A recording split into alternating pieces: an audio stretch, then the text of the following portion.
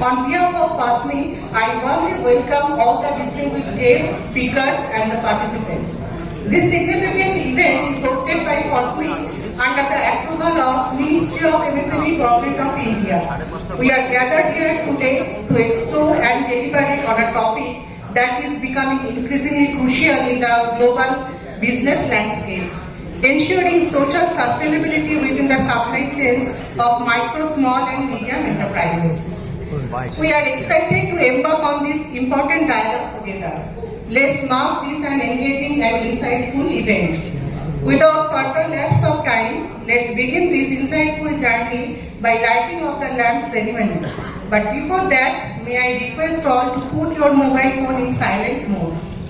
May I request all the dignitaries, our esteemed guests and the speakers to join for the lighting of the lamp ceremony. Mr. Bhattacharya, President FOSMI, Dr. Kolkata Luthra, Chairman, West Bengal, he is supposed to come. Mr. Rajesh Pandey, IAS, Principal Secretary, MSME and Textile Department, Government of West Bengal. Mr. Mookerjea, Chairman, FOSMI Advisory Board. Professor Dr. Sadhan Ghosh, Dr. Gautam Sengupta, Dr. David Andres M. Christensen, Dr. Krakan Prapaspanza, Dr. Bui Tuikhan Wang, Dr. Raj Kumar Bhattacharya, Mr. Gautam De, Mr. S.K. Kedia, and Mr. A.K. Sengupta.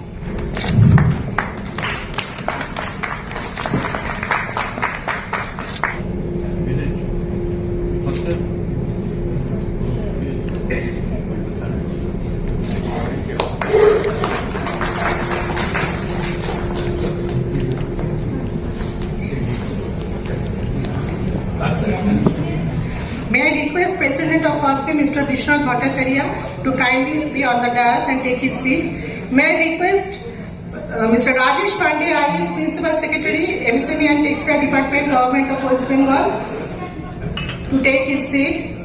I now request Mr. Mookerjea, Chairman, FOSMI Advisory Board, to come on the dais and take his seat. I request the convener of the International Conference, Professor Dr. Sadhan Ghosh, DG, SD and CE, IS, WMAW India, to kindly be in the dais and take his seat. May I request Dr. Gautam Sengupta, Rector, Techno University, to take his seat. Request Mr. Gautam Ray, Vice President FOSMI, to take his seat. We will now felicitate our distinguished dignitaries on the dais with bouquet of flowers and uttarios. May I request Mr. Bhattacharya, President FOSMI, to present bouquet of flower and uttario to Mr. Rajesh Pandey, IAS Principal Secretary, MSME and Textile Department, Government of West Bengal. Yes, sir. May I request our President, Mr. Bhattacharya, to present uttario and bouquet of flower to Mr. Mookerjea, Chairman, FOSMI Advisory Board.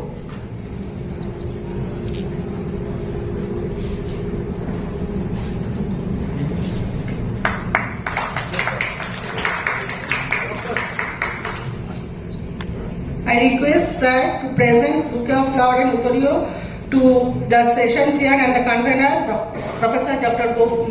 Sadhan Ghosh.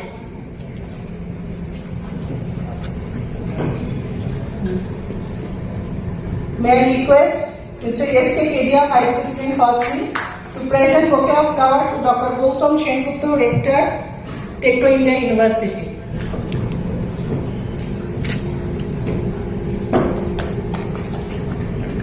May I now request our President, Mr. Bhattacharya, for his welcome address. Good morning. Sri Rajesh Pandey, IAS, Principal Secretary, MSME and Textile Department, Government of West Bengal. Dr. Sadhan Ghosh, Director General, Sustainable Development and Circular Economy, IS WMAW India. Dr. Gautam Sengupta, Rector, Techno India University, West Bengal. Mr. Mookerjea, Chairman, FOSMI Advisory Board. Distinguished dignitaries, international speakers, esteemed participants from industry associations, MSME fraternity, and ladies and gentlemen. It is a great honor to welcome each one of you to this international conference on supply chain social sustainability in MSME. Today we gathered here with a shared purpose to explore the pathway towards sustainable growth and resilience for MSMEs through the adoption of social sustainability practices in your supply chains. At the outset, we express our deep gratitude to Ministry of MSME, Government of India for entrusting us the responsibility of holding today's international conference. As we move forward with the conference proceedings, I feel it privileged to inform about our federation before our honorable guests and participants. Federation of Small and Medium Industries West Bengal, popularly known as FOSMI, is the oldest federation of MSME sectors, primarily for the manufacturers, and serving these sectors over last 6 decades. Over the years, FOSMI has established itself as a nodal point between the MSME sector and government. Its views on policy matters are regularly sought by various government bodies. FOSMI is the one-stop solution for MSME, symbolizing crucial support and representation in the sector. Ladies and gentlemen, as we look to the future, it becomes incredibly clear that social sustainability is not just an ethical choice, but a strategic necessity. Social sustainability in the supply chain refers to the commitment to fair labor practices, community engagement, human rights, protection of environment and safety standards. These elements are fundamental for the long-term growth and resilience for MSMEs, allowing us to stay competitive and relevant in a global economy that incredibly value responsible business practices. However, as we are aware, MSMEs often operate within constrained resources and low-margin environments, which can make the balance between cost efficiency and ethical labor practices a difficult one to strike. This is one of the most significant challenges we face. Yet, we must recognize that investing in fair wages, environment protection, safe workplaces, and ethical labor practices are not a cost but a long-term investment. These investment enhances employee satisfaction and foster a moral, productive, loyal workforce, ultimately strengthening the foundation of our business. Additionally, as MSMEs, we must adopt a social responsibility sourcing strategy, working only with suppliers who uphold ethical labor standards, prioritizes human rights, and have commitment for environment protection. I urge each one of us to consider how we can embed social sustainability into our practices. While we may face limitation in responses and resources, I firmly believe that an investment in environment protection, responsible sourcing, and community engagement will pay dividends in terms of resilience, reputation, and growth. Prioritizing social sustainability, we are not only addressing global calls for responsible business, but also unlocking new opportunities for growth that will make us stronger, more competitive, and more respected in the global market. Thank you all for being part of this important conference. Let us work together to build a future where MSMEs play a pivotal role in creating sustainable, socially responsible economics. Welcome once again, and I look forward to a day of productive discussions and insights. Thank you. Thank you, sir, for your welcome note. May I now request our chief guest, Sri Rajesh Pandey, IAS, Principal Secretary, MSME and Textile Department, Government of West Bengal, and all the dignitaries on the dais to kindly uncover and release today's conference abstract. May I Yes, sir. I now request our guest of honor, Mr. Mookerjea, Chairman, FOSMI Advisory Board, to come to give his address to the August gathering. A very good morning, ladies and gentlemen, the dignitaries on the dais. This is a surprise. I came to listen, and then I was put on the dais immediately that I must say so. So be it. A large part of my life, working life, I have worked with pollution. At that time, of course, sustainability, the word was unknown. It was not mentioned anywhere. It was mainly pollution, recovery, etc. Today, the subject discussed by many. I met also the foreign delegates who were here. So today it will be mostly connected with sustainability, but also with supply chain. Now, in the past, people didn't understand this, but right now, I think everybody understands. If you let something, say pollutant in the gas, it will remain there and do the damage. Same thing if there is something in liquid, something in solid, unless you take it out, separate it out and bring it to do some work, it's a pollutant. And that's very bad. But as long as you can separate it out, take it out, that is something that you can do something with it. And therefore, here we are also connected with supply chain. You know the world over the upheaval about supply chain.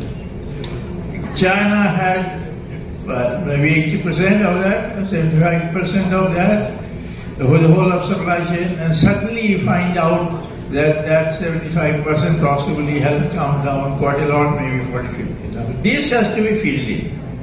This has to be filled in by large countries like India, and that is an opportunity we must not miss. But there is a big but. We cannot be sustainable. Our suppliers in the supply chain cannot be sustainable unless we make them so. Anybody can pick up anything and say, I will supply you this, you can supply it to your ultimate customer. But actually, that doesn't help unless you see that it has been made sustainable.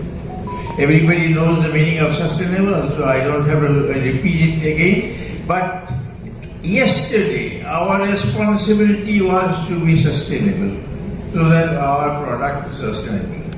Today, unfortunately, our products are mixed. An automobile, for example, is mixed of so many products. So that each part has to be sustainable. And therefore now, let us say India goes and takes part of the supply chain which China had for different industries, different countries. But we have to see that each of them is made sustainable. All of us know the adage that the weakest link is the strength of the chain. Supply chain, there is one link which is weak, then the whole supply chain is weak. And here we are talking about sustainability. If you one part, one item, one component, if they are not sustainable, then the whole chain is not sustainable. So so long, last 10 years, 15, 20 years, we are talking about quality of ourselves. Then we found out that no, ourselves quality is not enough. We have to have the quality of our supply chain. They must be also quality enhanced quality. They must understand about quality. Now, today, it has come to a stage that they not only have good quality, the supply chain, but they also must be sustainable. So the main supplier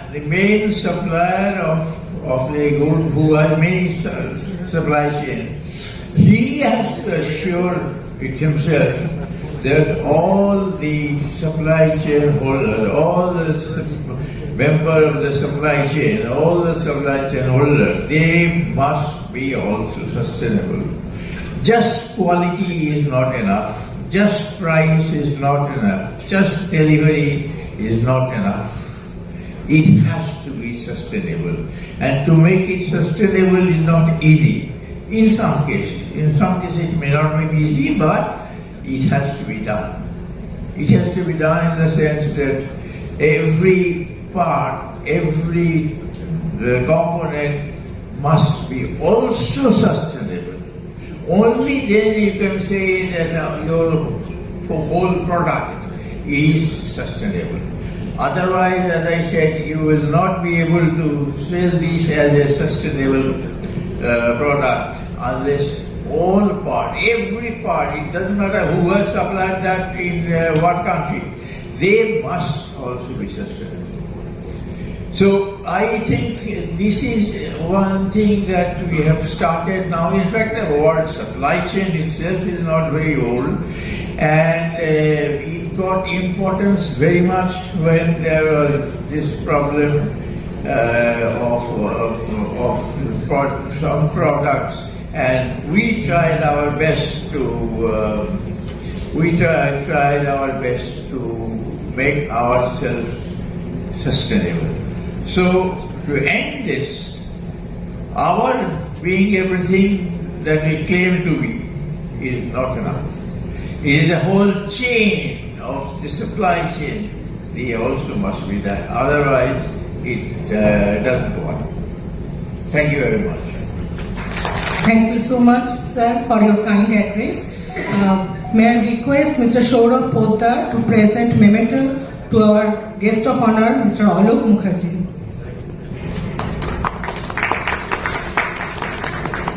And I request our chief guest, Mr. Rajesh Pandey, IAS Principal Secretary, MSME and Textile Department, Government of West Bengal, to address the August gathering.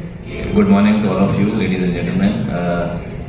Let me start by congratulating FOSMI and the Ministry of MSME, Government of India, for organizing this international seminar on this very, very important topic, which is supply chain social sustainability in MSME. Mr. Bhattacharya, Dr. Ghosh, Shri Ray, Mr. Mookerjea, other delegates both from within the country and also from outside. On behalf of the Government of West Bengal, let me welcome you all. It's my proud privilege to be here. It's a very important, very topical matter which is getting focused here. We all know MSMEs all across the world are the engines of growth. All countries, they have to depend on the sector for their economy and the development of their economy. And when we talk of the MSMEs, then obviously various things come to your mind, anybody's mind. One is how to ensure that the MSMEs, they become more competitive. How do we ensure that the products become more market oriented?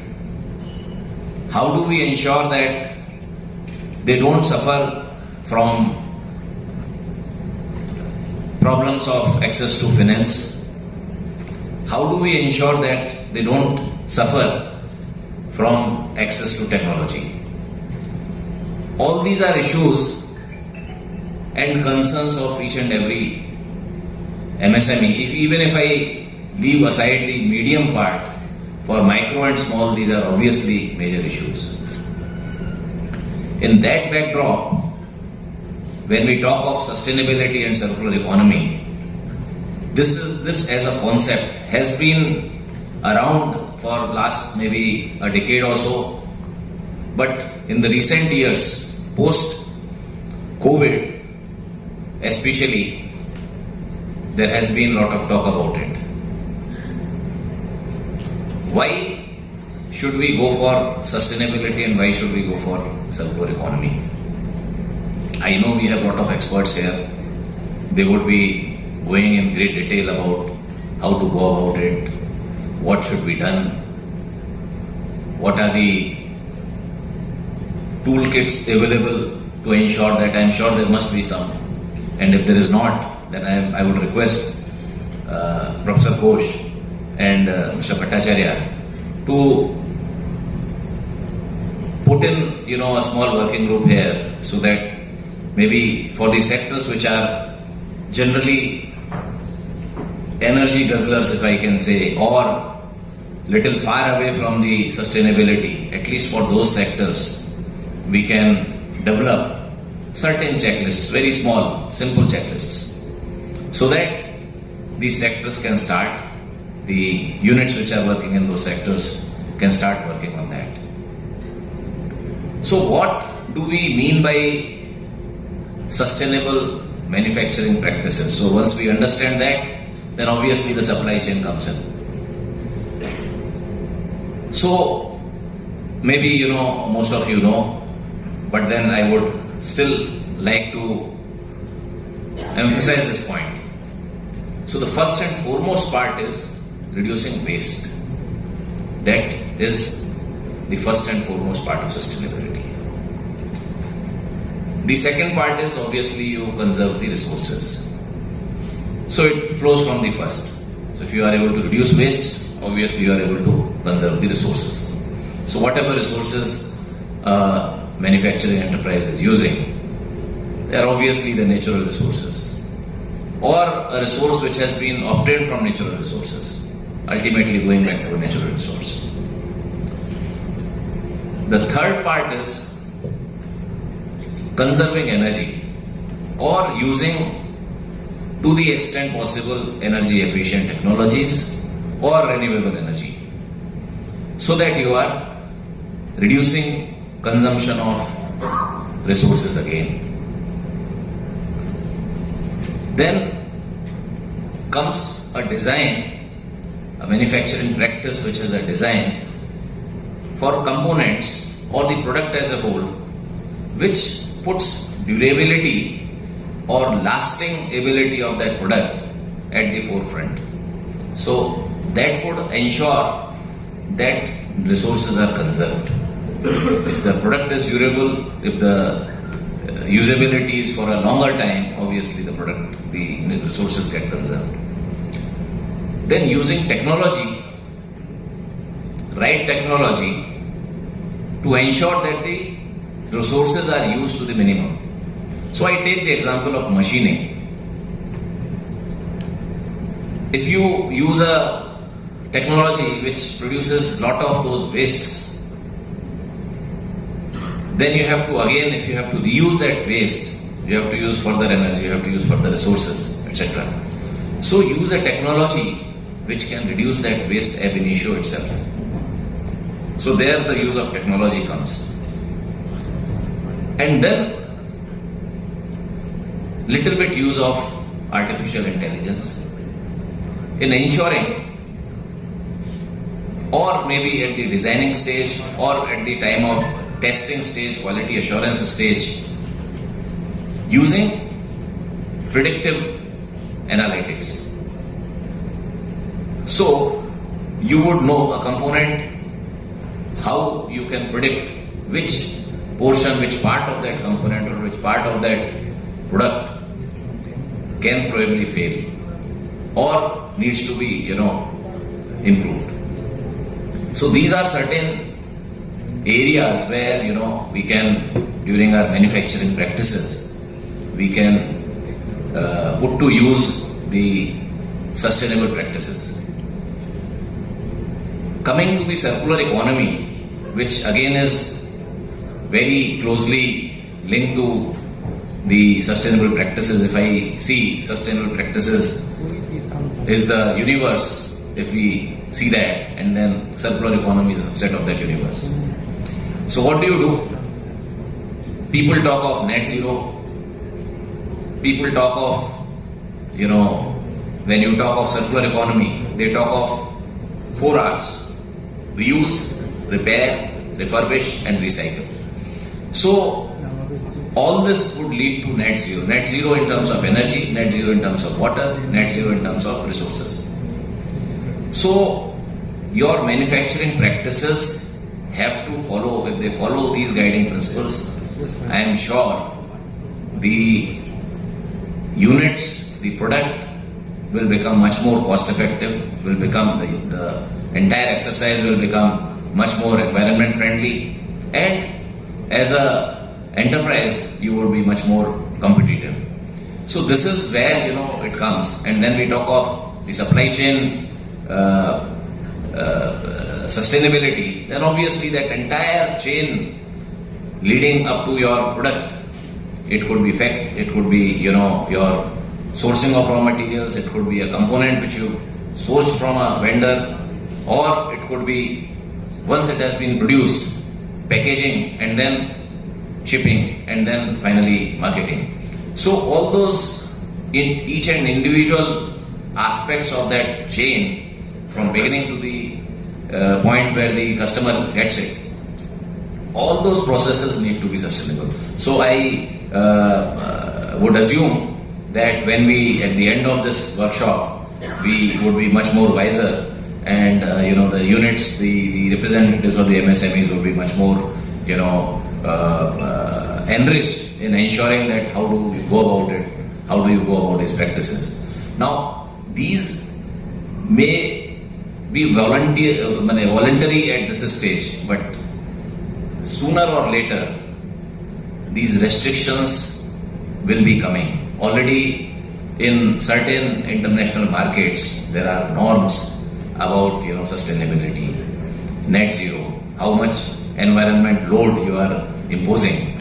So that is already in place, and I am sure this is going to increase, and it is increasing. It's going to increase for good. So we have to prepare ourselves. We have to, and the best part is the agility of the MSMEs, agility of the small and micro units. They can very quickly adapt to the change in environment. That's the best part of it. So I would suggest that let's come together. On behalf of the state government, we also organize various events, and we would certainly request the FOSMI to come together with us, with the Director of MSME, the Directorate of MSME, and then these kinds of events can be organized across the state where individual units are there, specific sectors can be identified, and I am sure there are certain studies already there, because I remember that last year we had TERI, the Energy Research Institute, they had come, the GIZ had come, they have already studied certain sectors, the sectors which are energy incentive in the state, and they already have certain suggestions on which we can work on. And once we are able to do that, I am sure it is possible that we together take our industry, the small and micro and medium enterprises, to greater heights. Coming to those who are in export business, I am sure it is much more emergent and urgent for all of you. We have certain provisions under various policies. Let's say in the MSME incentive policy, which we call Bangladesh, there are certain provisions where if you take a certification for environment regulations, if you put in certain environmental measures, then there are certain benefits which the state government provides. We are going to renew that policy in some time to come, and we would certainly welcome any suggestions which lead to this sustainability. Similarly, in our textile incentive policy, because textile is a major sector which the state is strong, and so in that policy also, this department provides for certain support for setting up the pollution control measures, for setting up a CETP, for setting up the effluent treatment plants, etc. So I would not take much of your time. I would wish this workshop the very best, and I hope that at the end of this workshop we come about with a tool kit so that can be easily understandable, easily decipherable acceptable and easily implementable, which are units which are across the state, far-flung areas, they can easily implement it. Thank you so much. Have a good day. Thank you very much, sir, for your kind address and valuable remarks on the topic supply chain social sustainability, which will immensely help our participants. May I request our President, Mr. Bhattacharya, to present memento to the Chief Guest, Mr. Rajesh Pandey, IAS.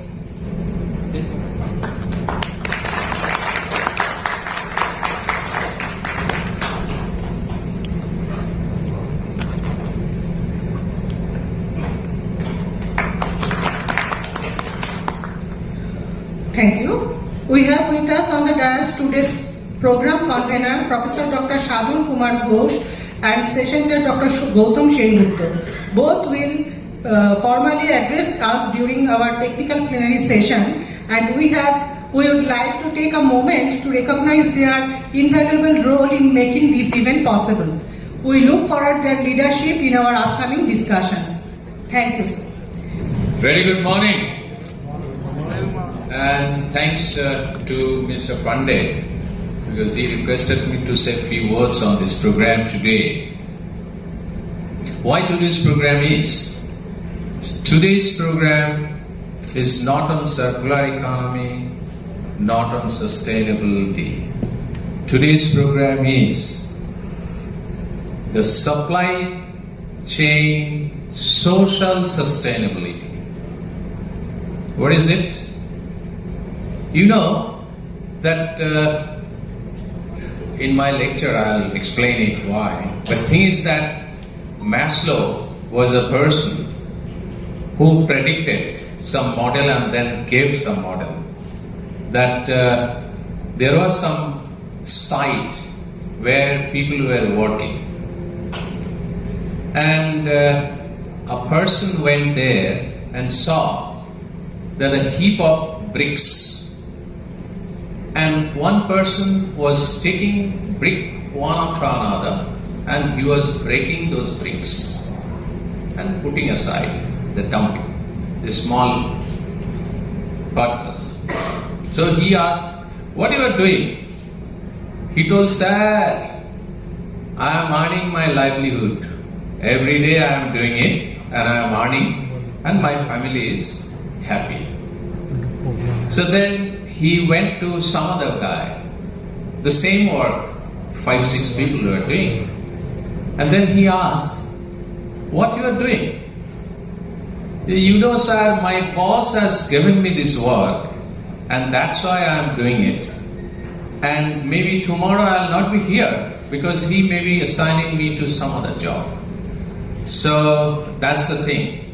Okay, good. The third person, "What you are doing?" "Sir, I am building a temple. I am supporting to that work where thousands of people will come and they will go with peace in mind and they will be very happy. I am doing a part of that work." What is it? What message you are getting from this? That means the third person, he is involved into the activity what has been assigned to this guy. The similar way, how? Possibly. And after that discussion, he was interacting that why you are saying that temple? Then he told, "Look, our boss interacts with me every day, and he trained me that how I can be involved in making the temple by breaking the bricks." And he has become committed. This will help the sustainability of that organization. And he is the winner in that organization. Today's message to all of you, act accordingly for your people who are working for you. If you don't look into your people who are working in your factory, in the supply chain means the people who are supplying materials to you, the people who are taking material from you, and the people who are working for you. So all these three components must align with your commitment. They must have commitment. And then only the sustainability comes. Sustainability is just a word. And if you cry sustainability, sustainability, sustainability, it will never come. It will come only if you are committed to the sustainability of your organization. So for that, today's program, as Mr. Bhattacharya requested me last time, that we will have another program how people can be involved and people can think of their people who will make their business sustainable. So throughout the day, we will discuss that how the industries, small industries, medium industries are gaining sustainability through the social sustainability, how they are taking care of the welfare of the people, how they are, like I'll give another example. I was the director in the Ministry of Labour and Employment 2009. I shifted from my university and went there. Then I heard that there are a lot of absenteeism in my organization, and I had 50 regional directorates throughout the country. So controlling the whole of the people by one director is very impossible. So what I did first, I introduced one meeting, good morning review meeting. 9:30 was our joining time. And 9:45, the good morning review meeting will be chaired by the director from the headquarters, and each of the regional directorate, all the people who are working there, they have to attend the meeting. Absenteeism chala gaya. What is second one? Director is asking each of the person whether your medical bill is pending or not. How much time you are not getting your remuneration or some OT or other things. How much work you have done yesterday. How much is pending. So all the things, and you know that in next 3 months time, I got tremendous result throughout the country. I left the job in 2010 and again came back to my university, and even today, in any of the city, if I go, at least 2 officers come to receive me. They like the system so much. But of course, the director changed and system changed. You know what is happening in our country. So this is the message, this is the program which we will be doing it. But the last thing which I'll tell you, and this is for Mr. Pandey's, if he act. Through this seminar, circular economy, sustainability, social sustainability, we can generate awareness. But the government should focus on, like what he told already. Let us take 5 or 10 units, not everyone together, and fix up some target program that you have to achieve circular economy in next 1 year. Government has a lot of fund. Let us spend some fund for these 10 units, and this will be the example for other units onwards. So this is also my submission to the Secretary and the Government of West Bengal. If it is done, I'll be here to help them. I am helping industry and educational institute in 45 countries. All my friends from 4 countries have come.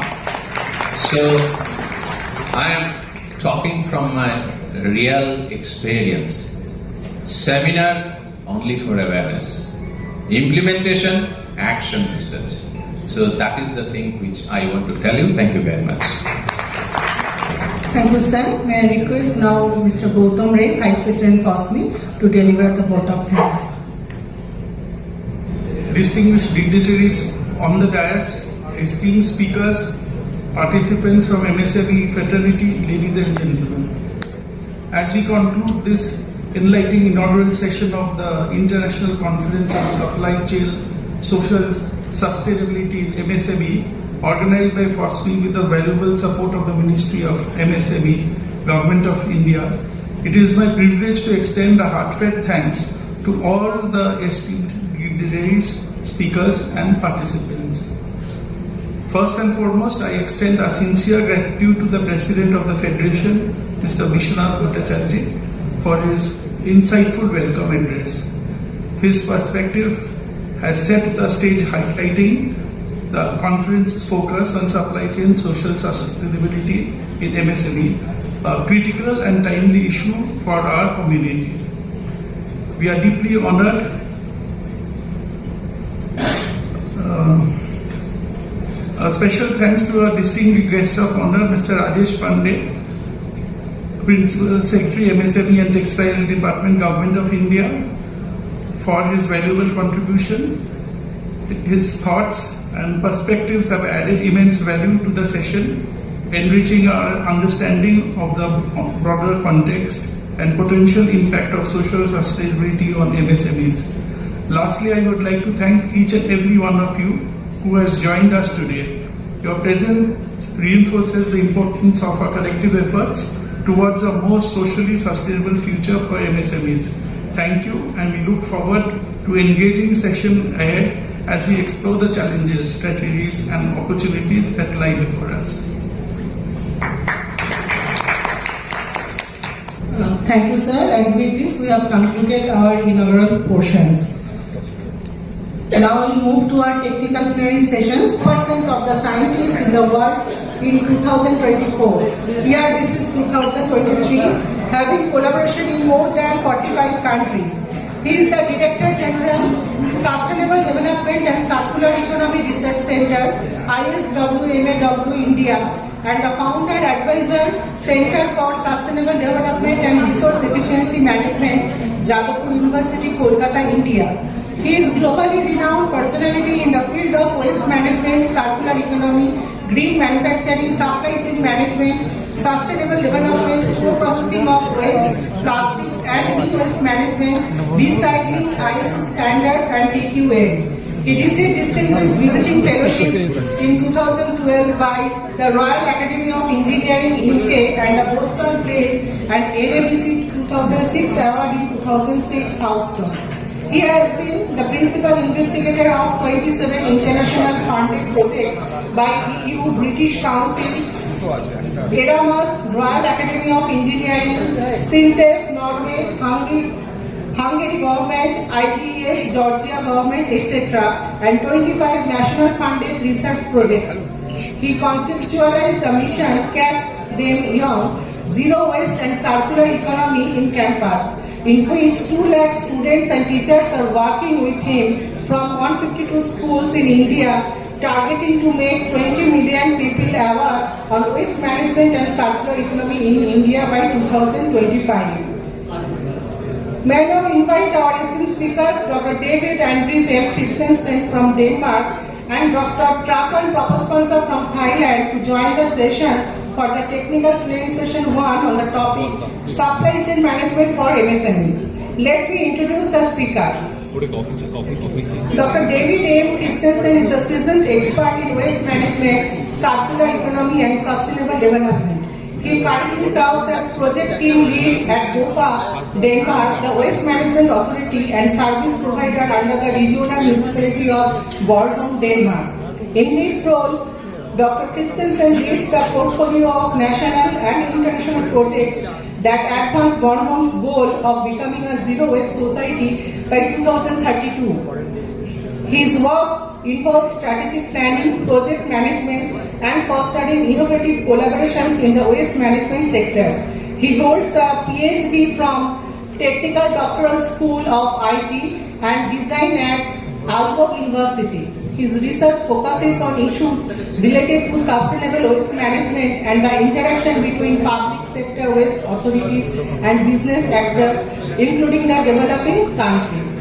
May I now introduce Dr. Trakan Prof.Sadhan, who is a distinguished academic and environmental engineer specializing in sustainable development, particularly in the context of supply chain management for MSMEs. She holds a PhD in environmental engineering from the Department of Technology, Chemistry and Environmental Engineering at Aalborg University, Denmark, a world-renowned institution for its focus on sustainable development practices. Her research focuses on the intersections of environmental engineering and corporate responsibility, addressing the practical challenges MSMEs faces in adopting sustainable practices. Currently, Dr. Prof.Sadhan is an esteemed faculty member in the Department of Civil and Environmental Engineering at the Faculty of Engineering, Mahidol University, Thailand. She has an extensive portfolio of publications that reflect her expertise in environmental engineering and sustainability. Before we start the session, we will felicitate our speakers with the flowers and the uttorios. May I request Dr. Gautam Sengupta to present bouquet of flowers to Dr. David M. Christensen.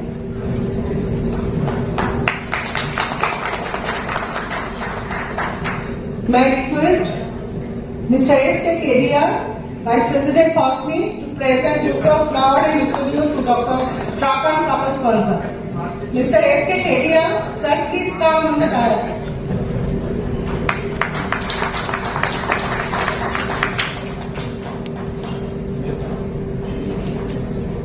May I request Professor Ghosh kindly forward the session. I must thank at the outset Federation of Small and Medium Industries, specifically Mr. Vishwanath Bhattacharya and his team for organizing such a wonderful event. And a few months back we had a program on circular economy, how circular economy can be implemented in the small and medium industries. I am sure, please, I am quite sure that a few of the units have started your journey in circular economy. Can I have a look, raising hand, that how many of you have started it? One. Your name, sir? Your unit name? GoWB Technology and Research Project Unit. Where is it? And it's a manufacturing unit? Excellent. So let us give a big hand to him. Yeah, next somebody from here raise hand. Okay, Kedia. Of course, Kedia. Yeah. Kedia Group of Industry. ESR Private Limited and Kedia Counter Project. So you have also started the circular economy journey. Excellent. And Bhattacharya, all of you possibly know Mr. Bhattacharya, but still as a formality. Yeah, Mr. Bhattacharya, my company is Oracle India Private Limited. In fact, 3-4 years back, we had a collaboration, FOSMI had a collaboration with Aspen University UK, where about 15-20 our members participated in the circular economy project, where one of my company was also in the group. Thank you very much. Thank you. So now in the next, possibly, the next program will be in the month of May, correct, 2025. And we will expect more units to be involved in circular economy. Thank you. So today, our program is, you know that the business, you have to sustain your business. And if you sustain, then people like us also will sustain, because we are the general people. If industry is not doing well, then the whole society cannot do well. So we are very much dependent on you people. So today's deliberation will be how different countries are making their units sustainable by supporting their supply chain, by supporting the people, by supporting the system, by supporting all the stakeholders in the supply chain. So here I have two speakers, Dr. Davis. We have been working together for last couple of years. He is from Bornholm, a small island in Denmark. And this is a waste management industry. And Trakan, both of them were already introduced. She is from Thailand, Mahidol University. Mahidol is one of the very well-known university in Thailand. So they will speak on what is happening in the industries in respective country. But before I hand over to them, I will have an introduction on the subject. So let me start that. We need a shelter to live. We need clothes to make ourselves protected. And we need food. So these are the basic things which we need in our life to survive. Now if you go beyond, we need education. We need good environment. And the safety and security, the health. So if you are given the 6 or 7 needs, you will be very happy. The general people will be very happy. Of course, greed is another component of the attribute which will sometimes act as a need of the person, but not for all. So, keeping the greed aside, these 6 or 7 basic needs of the people has to be adhered to and has to be complied with. The requirements, the minimum requirements has to be complied with whenever I am a child by my parents, whenever I am grown up by parents and my teachers in the school, college or university, and whenever I am serving a particular organization. It adds the proprietor or the owner or the top management of the industry. Do you agree? Do you agree? So, I am not happy at my home. I am not getting good food. I don't have clothes, good clothes. Can I be happy whenever I am working in your organization? No. If I don't have the education, then can I impart whatever is required for you? No. If I don't have a shelter in the rainy season, if the raindrop comes onto my head, then can I be happy? Never.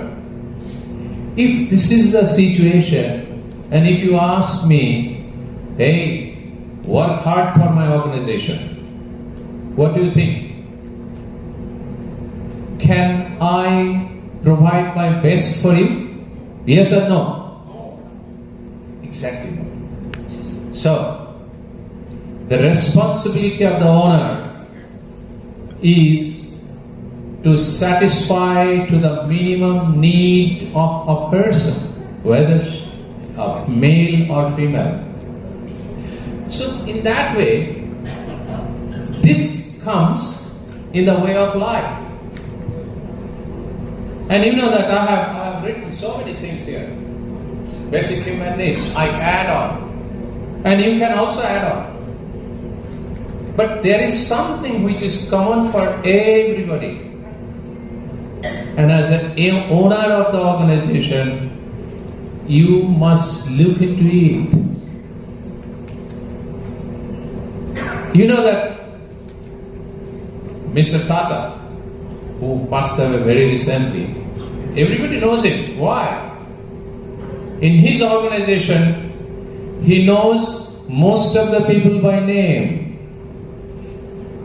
Whenever there was a photograph, everybody was, the bosses are standing, and what people were sitting on the floor, and he immediately sat with them on the floor.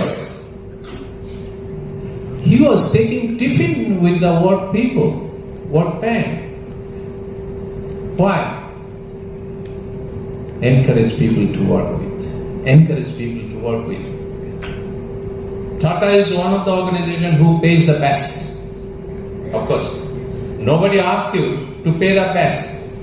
But if you perform well, you are performing well due to your people, not for you. If you are the boss, you are not getting good profit, good margin, good business only for you. You are getting those for the whole supply chain. So, if you are to make your process sustainable, then you have to look into all these points. Whether you want to make profit, whether you want to make productivity, whether you want to make zero defect, everything. If your people are not happy, you cannot achieve it. And that is sustainability. And if you are sustainable, if your work is sustainable, then you are not to think of your next generation. So, the thought process starts from here. Then what is our supply chain? The procurement, you know that you have to source the material, either from your known source or from your unknown source. Even in some of the, like say, if my specs is there, which sources are related to this? If I ask you, then with this specs, refinery is related, material extraction is related, the mining is related, and the rest of the factor. This is the supply chain. Why mining? Why refinery? Why crude oil? Because plastic is there. Plastic raw material are coming from the refineries, from the polymer production unit. And from polymer production unit, where from they are getting the raw material, the crude oil. So your supply chain for this manufacturing starts from the crude oil mining, metal mining. So this is the way you have to think of it. We call sometimes the life cycle of a particular product. And at the end, after the production, after we use it, and when it is not usable, then we have to throw it away. Our traditional process is EPCD2 in my language. I have given the definition of circular economy, and there I use that EPCD2 is extract, produce, consume, to customer. At the end of its use, dispose, and then deplete. The deplete question comes whether you are interested in the circular economy or you are wastage of the material. If you are interested to deplete, throw it away to the landfill. If you are interested to have the circular economy, take back the material the way it is to be recycled. And recycle means you are regenerating the material which you have extracted. How you are helping the environment, the sustainability? You are reducing the extraction rate of the material, and by recycling you are generating a business. You are making a recycled product, and as a matter of fact, you are generating employment, you are generating some product, and you are generating economy, which we call circular economy. So, circular economy is a part of your sustainability. Who will do it? The people in your organization. The supply chain in an organization. So in that way, I have given some photographs, and you all know, this is very known to all of you, that maybe in your unit something is missing, something is extra. But this is the way of life. Today, in my language, everywhere, any country, I use one sentence: circular economy is the way of life. Achieving sustainability in your factory is the way of life. Otherwise, you will die. Practice circular economy, practice sustainability. If you practice it, you will survive. If you don't practice it, you will die. There is no in between. So please, the friends from the small and medium-sized industries and micro-industries, keep this in your mind. Don't take it as, oh, Professor Ghosh is making so many noise and so loud, bullshit he is saying. No. If you keep in his mind, you will start thinking of it, and that will help you in your business. I have put some Bengali also, this side. So what is social sustainability? I already explained you. I was just referring that I joined as a director of the CBWE ministry. Do you know what I did? I started asking my people to give the results of class 10 and 12 of the children. And I asked my additional director that install system of giving some prize to the people who are passing this 10 and 12. And put their photo with some hints in the newsletter. People are excited. Oh, sir, it did not happen earlier. So in that way, you have to know how to involve your people. You have to know how to satisfy your people. The medical bill, you are not giving them. Ask them, what is pending? What happens to your family? You must know how many children, wife, mother in the family of your employee. Don't think that this is a burden for you, because your employee is giving support to you for your business. And if you give the support to your supply chain, their security, their safety, their welfare, their education, think of their children, and this is social sustainability in your supply chain. We have an international standard, 26000. It was incepted in 2010. And that talks about the sustainability, socially responsible, how we can become socially responsible. This is available. It's not more than 500 rupees, this standard. Purchase it, read it. There are a lot of things which will be a learning for all of us. And it talks about the accountability, transparency, ethical behavior, respect for stakeholders, respect for rule of law, respect for international norms of behavior, and the last is human rights. And today, the equality, if you go to any of the international scenario, and if you have a unit, the first question I will ask you, how many female and male are working in your unit? These are all questions which are coming in. And I am very happy, quite a good number of ladies I can see in this program, which represents the equality in the FOSMI society. And you know what to comply with? I repeat it. Safety, equity, location, health and welfare, human rights. These 5-6 points, please keep in your mind. Your sustainability will come. You will achieve supply chain performance. These are all related to supply chain performance. How much your business is, how much profitability, how much wastage is reduced, how much wastage is recovered. All these things will be related to the supply chain sustainability. Suppliers' performance, even your customers' performance, how much order you are getting from them. And of course, your productivity and operational performance. And I already talked about all these things because these are the results. If you look into the social sustainability in your organization, you will definitely an achiever and not loser. With this, I thank you all very much, and I hope that you will enjoy the sessions throughout the day. Thank you very much. And now, I request Dr. David.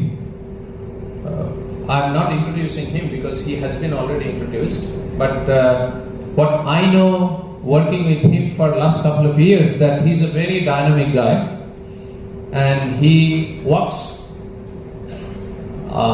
nearly 12 hours a day for his factory.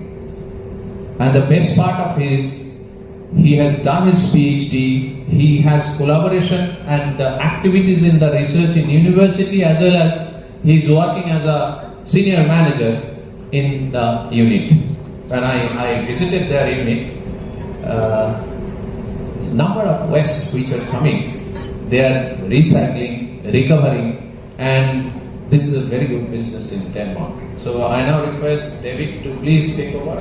And your time is 22 minutes, and 3 minutes will be for the question answer. Good morning, everybody. And thank you, Professor Kumar Ghosh, for the kind introduction.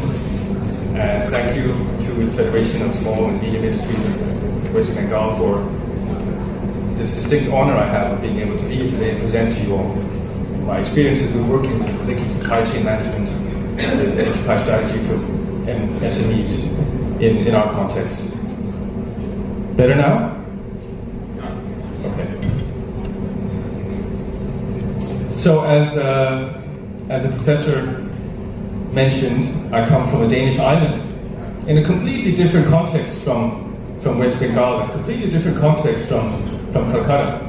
I don't expect anything that I am to say today is directly transferable to your context. My hope is that when I talk about approaching social supply chain issues in our waste management company and in our municipality on Denmark, it can serve as a point of inspiration for the overarching themes and topics that Professor Kumar Ghosh has introduced so far. Because what we try to do on Bornholm, in our little island, is to work with our systems, linking with micro and small and medium industries with our activities in an ecosystem, trying to help each other to promote sustainability, promote circular economy together. And we cannot do it alone, they cannot do it alone. My extra perspective is that this requires partnerships. For those of you who may be unaware, Bornholm is here located on the map, way up in the north, and it's the easternmost part of the tiny kingdom of Denmark. Denmark has a population of 5.5 million people. I think that's 1/3 of what Kolkata has. And it's a tiny percentage of what India has. And this is how it looks like. It's a popular tourist destination. 40,000 people live there. What is that? That's a tiny neighborhood in Kolkata. But it's our protected little space where we try to promote sustainability in our area. We have 40,000 people who live here. And we have a lot of people who visit. If you look at it accumulated over the course of a year, we're looking at around 500,000 visitors. And BOFA, which is where I work, which is part of the regional municipality of Bornholm, covering this island, we are the one-stop shop. We are the place where waste is transported to, whether it comes from private households, whether it comes from businesses, including micro and small and medium enterprises. It all comes to us because where else will you go? It's an island. So we're in a unique position in our supply chain and in our ecosystem to work with people who generate waste, but also people who can help by recycling waste and do other things with waste to make it more circular. We have a waste incineration plant. So we run waste infrastructure, heavy industry. We have a landfill. It's a sanitary landfill, so only the worst kinds of waste is landfilled. We have recycling centers. A recycling center is a place where you go, if you're a small or medium-sized enterprise, or if you're a citizen, you can go to them, to these locations, and you can deposit waste. We have 37 different kinds of waste fractions that we separate at the source, and you can come to us with your waste, and we do all that we can to move it as high up in the waste hierarchy as possible. We also have a waste processing center with hand sorting and a baling facility, where we take the waste, we compress it, and we have to ship a lot of it away from the island because economies of scale matter. Bornholm is a small island and we cannot expect all ecosystem functions for circular economy to exist on Bornholm. We need to have a system where we supply waste streams and resource streams to other parts of the country and throughout Europe. We need to think of ourselves as not an island, but as a part of a broader ecosystem in our region. Finally, we have a hazardous waste transfer center. We receive bio waste, clinical medical waste, chemical waste, and we have to have a proper way of handling, packing, and sending that. What distinguishes BOFA and Bornholm within this field is the fact that we have a unanimous vision adopted by the municipal council at political level at our municipality to achieve zero waste by 2032. Zero waste. I'll get to that in a minute. Here we are. This is where a lot of us work in our organization. We're 50 plus employees. We were established in 1986, first as a company, then we became part of the public sector, and now we're part of the local municipality. We have a turnover, and I don't know how much these numbers mean to you, but it's almost 1.5 billion Indian rupees if you transfer it to the local currency equivalent. It's based on fees. It's based on what businesses pay to us when they deposit their waste, paid for by the tons of waste and the classification of waste that they have. And we get the money from households who pay a waste fee every year. It's something like 40,000 Indian rupees per year. That's what each household pays. We incinerate 20,000 tons of waste a year. That's minuscule compared to Kolkata, of course, but that's why we have this incineration plant, which is dimensioned at this scale. It's one of the smallest, or it is actually the smallest waste incineration plant in Denmark. It generates district heating. I don't suppose that you have a high need of district heating here in Kolkata, but we do in Denmark because we have winters and it gets cold. So we have a heat distribution system where our waste incineration plant supplies up to a third of the heating demand in the local biggest city. And that is equivalent to 180,000 gigajoules per year.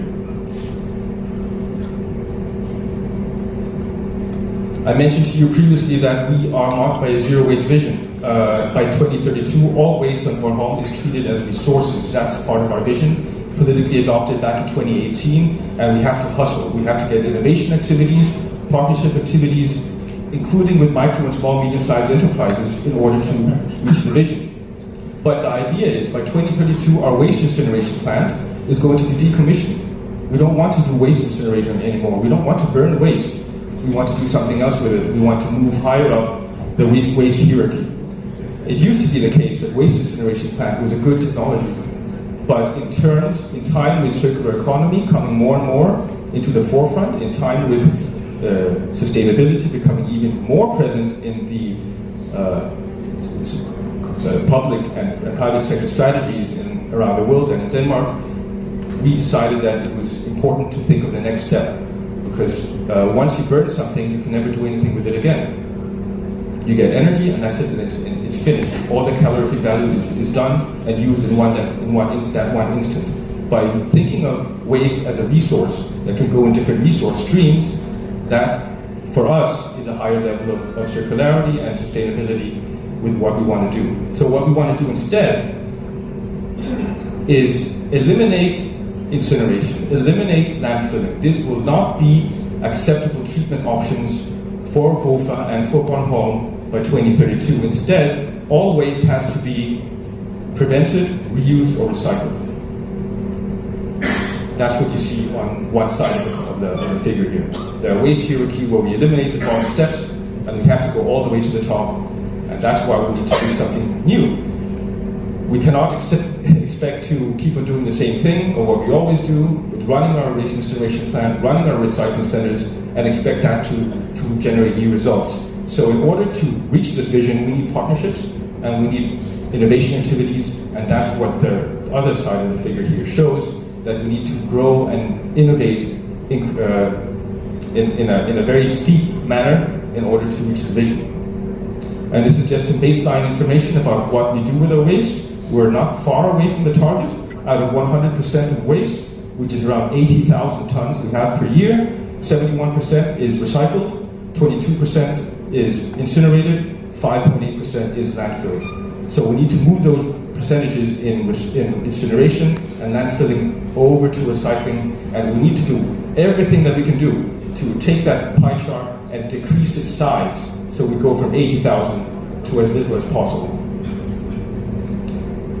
That was BOFA, that was our framework, that was our zero waste vision. The topic of the conference, of course, is social sustainability and supply chains. But before we talk about what BOFA needs or is doing with that respect, it's important to look inwardly. As Sadhan Ghosh, our professor here, mentioned, of course, we need to think about what kind of environment are we even looking at and offering our employees, our colleagues. And that's what I'll talk about now. Professor Sadhan mentioned ISO 26200. We don't have that, unfortunately. We don't have a certified social responsibility system, but we do have an environmental management system. It's an ISO 14001 system, and we do it every year. We get a certification. What we do with that environmental management system is we take targets, we take objectives and targets and put actions into place to make sure that we improve continuously, year by year, with the environment, and in the broadest sense of the word, environment.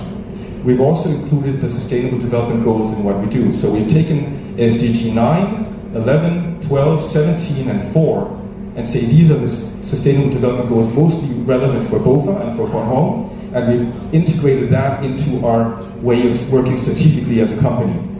So, for example, we want to, within SDG 9 on industry and innovation and infrastructure, we need to make sure that we have reliable and resource-efficient waste systems for community well-being. So we have a social responsibility within the environmental field to make sure that the community has a good health and well-being. So that's our own understanding as a company and as a partner of the Public Waste Authority, that we need to stimulate a good community and clean community. That was at the strategic level, at the management level. What about at the worker level? In Denmark, we are obligated in our company to do a baseline assessment of well-being with our employees.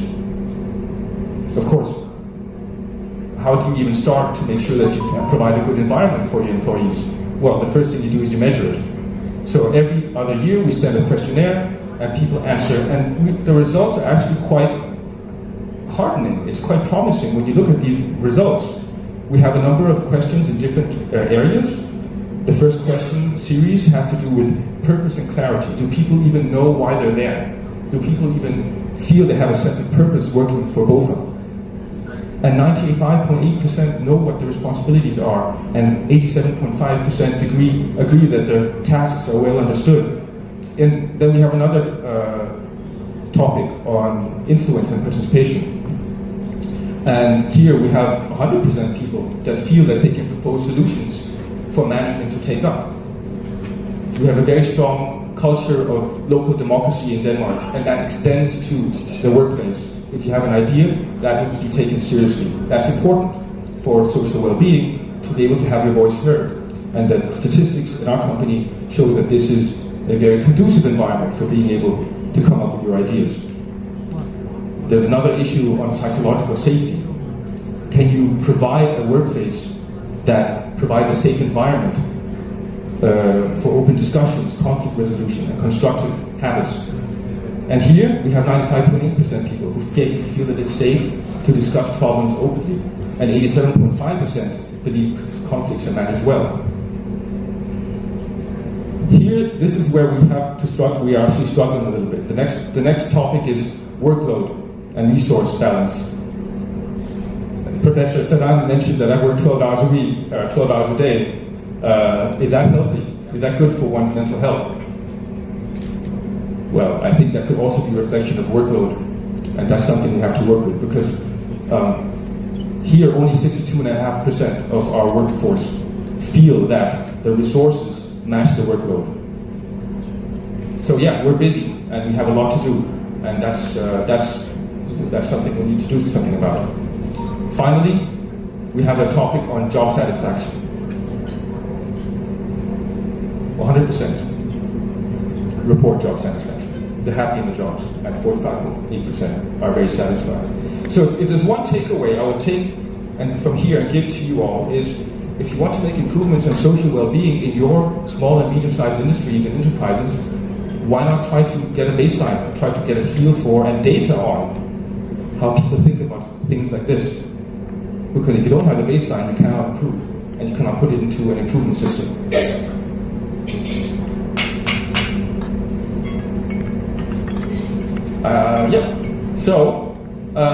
I have something here to say about flexible and inclusive hiring practices. We have interns from universities, we have placements to enhance employability. We have different kinds of roles in the organization for people who need help to get back in the job market. and we do what we can to make sure that people who are disadvantaged in the workforce can come to us. That is the internal focus. Now the external focus. One of my privileges and the role that I have at BOFA is that I work with international projects, and this is a project supported by the European Union. It's called Reuse Lab Bornholm. And in this project, we partner up with a local vocational school called FGU. We work with the school, and this is a school for disadvantaged children and young adults who have psychosocial problems. They have a difficulty, they have diagnoses, they have autism, they have ADHD, they're sensitive, and they have other things that make them difficult, that make them difficult to navigate in the job market. They find difficulties in finding a place for them. So we have a project where we try to give them something that is relevant and important in the circular economy perspective, and gives them skills that they can market in the workplace or as their own company afterwards. This project has to do with taking in freezers, fridges, washing machines, giving them the skills to repair them, and giving them that higher awareness about environmental sustainability in their education. And that is a socio-economic model that we hope we can scale and we can bring to the market and do some social spin-offs on the basis of. So we collect these white goods, these freezers in our containers at our recycling centers, and the idea is that we can repair and refurbish, and then it doesn't even become waste. It gets put back into the system, and we intercept the waste. It gets put back, the product lifetime is extended, and for these kids, they get good skills, their skills are improved, their mental health is improved, and their understanding of their place in the world is improved, and that's something that we are stimulating and working with actively at Bornholm at the moment. I have another project. This is working with artisans, arts and crafts. This is funded by the European Research and Innovation Fund Horizon Europe, and it's called Hephaestus. You see over there in the background picture a clay ceramic pot being made.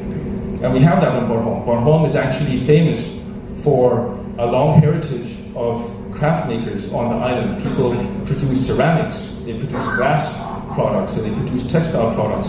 We have a lot of people working with their hands, and these are micro and small and medium-sized enterprises. And they have a big importance to the local economy. They say that if they were not there, we're talking a 5% drop in tourism and a loss of 90 jobs in the local economy, equivalent to 400 million Indian rupees, 450 million rupees. So it's not insignificant what they can do. So what we want to do with this project is to create a living lab, a living laboratory where we work in an ecosystem manner with craft makers to try to find new ways of improving the situation in a sustainable way. And a living lab is not just a laboratory where you try something and that's it. A living lab is something where you test, adjust, reiterate. So as a public organization doing this kind of thing, we try to introduce something new to the craft makers. We find out what is it that they think about it, and if course correction needs to be made real quickly, we have to be quick to adapt to that. And that's kind of an agile method in projects that we're experimenting with in this project. And this is just a way to illustrate that we have a time-bound space from March next year to November 26th, and we have different interventions in all aspects of sustainability, environment, social, and economic, and we want to try to do new solutions in this living lab with the craft makers to improve upon sustainability. And these are some ideas that we want to work with. I think I'll focus on social sustainability here. The craft makers have come to us and said, it's really lonely, it's difficult being a craft maker. You get depressed. Income is very sporadic. The customers are not always there, and you feel very much isolated. Is there something in the project that could be done to foster a sense of collaboration among them? Can BOFA play a role in creating a space for mentors, for peer learning, and for mental support among craft makers? And that's something we will be seriously considering as part of our intervention in the Living Lab in the Hephaestus project in Bornholm. This is my final example of of what I want to mention today, because time is running. Social sustainability with building and construction materials. We're working with the idea of a materials bank. What is a materials bank? This is what it could look like. It's quite simple. It's an outdoor space, it should be covered, but it's a place where you have building materials out in the open, but it's a part of a system where waste materials can be taken out of waste streams, put into this place, returned to public or private companies, clients and partners, so that we can again try to close these resource flows and reuse more instead of crushing, or reuse instead of incinerating, or reuse instead of landfilling. So the idea is, again, to maybe a living lab setup, to make a model where we develop this further and work with micro and small, medium-sized enterprises for sourcing the material and maybe developing the material and maybe selling it. But this is under experimentation and is something that we really want to foster on Bornholm. You have to understand that building materials are cheaper to buy new in Denmark compared with reused materials. A brick is more expensive if you take it down from a building and you clean it and you sell it again, because the labor is expensive. So if you have highly mechanized, highly automatized brick production at big scale, that can easily outcompete labor-intensive practices. And that's what we're up against. So we have to find a business case and a way of working with this that can address these issues. In Danish, the word for thank you is tak. So I will say tak, and open the floor to questions, I think. Thank you, David. Now we can take up one question now, if anybody has.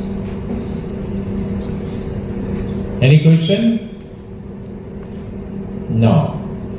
In fact, you know that the last but one slide talks about sustainability, the environmental and operation, one area, economy, another area, and the third area is social sustainability. We are focusing on social sustainability. And if social sustainability can be adhered to very effectively, other two will be easily coming. Okay, thank you, David. Thank you for a very nice presentation, and we'll come back again. So now I request the next speaker, Trakar, and she's from Mahidol University, and she was introduced earlier. So now, Trakar, you will speak for 20 minutes. So I'm Trakar from Thailand. So I would like to talk about the recent developments of supply chain sustainability, like opportunity and challenge for MSME and organizers, and then also for MSMEs representatives today, because it costs your time to be here. I know that you are small and then you spend time one day with us, so thank you for coming. So I would like to share first that I'm from university, right? So I'm like just like normal professors, and then we would like to work on research and implement research together with a partner, including industry, communities, and also collaborate with the networks. So my work is on like using assessment tools, environmental assessment, life cycle assessment, sustainability assessment to support decisions. So without industrial support, we cannot really have the research implemented.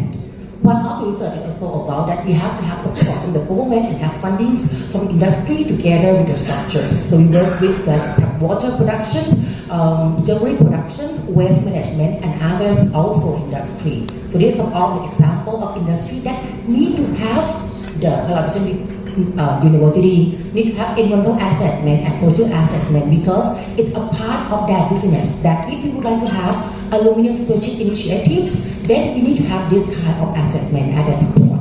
So at the end, they have to form together, not stand alone, that the industry have to collaborate together across supply chain under the collaboration with university and government, and work with communities, as well as also have the applications from my works, but I will not go into detail of this one, because I would like to focus on today regarding the MSME, like what are the drivers of green and inclusive economy in Thailand? Why MSME that would like to be green? And what would be strategy implementation to enhance green industry practices in SMEs? And not only green that focus on environment, the issues, the challenge for social aspects also the same. Yeah, and economic-based mechanism that we have right now in Thailand that can support MSMEs. So without this support, it's not feasible for them to move forward. Then also another development that we have, environmental, social, and governance of ESG practices in Thai SMEs. Because of working at social aspect alone is not feasible if you don't looking at profit or you don't look at environment. So you need to look at everything together so that you can have effective or efficient management at your levels. And then end up with the case studies. So first, what is the SME definitions by employment and annual income in Thailand? So in 1 million Thai baht, it's around 2.32 million Indian rupees.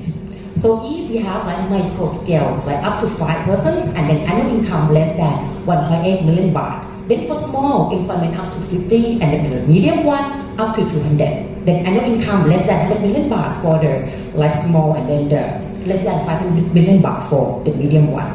So that's structure from Thailand. Then what would be contributions to Thailand? There are 3 key sectors of MSME, the major one. The first one is manufacturing, and the second one is trade, wholesale, retail, and repair. And then the last one is service. So I think it might be also similar here as well. But in fact, MSME contribute to like 7 trillion Thai baht in 2018, and it's like representing 43% of GDP. So it's really running the country as well. And also, it's like these 3 key sectors, but the most important sector is also in agriculture as well. And most of MSME also like are in rural area. So somehow it's like the economic conditions, they are not that rich.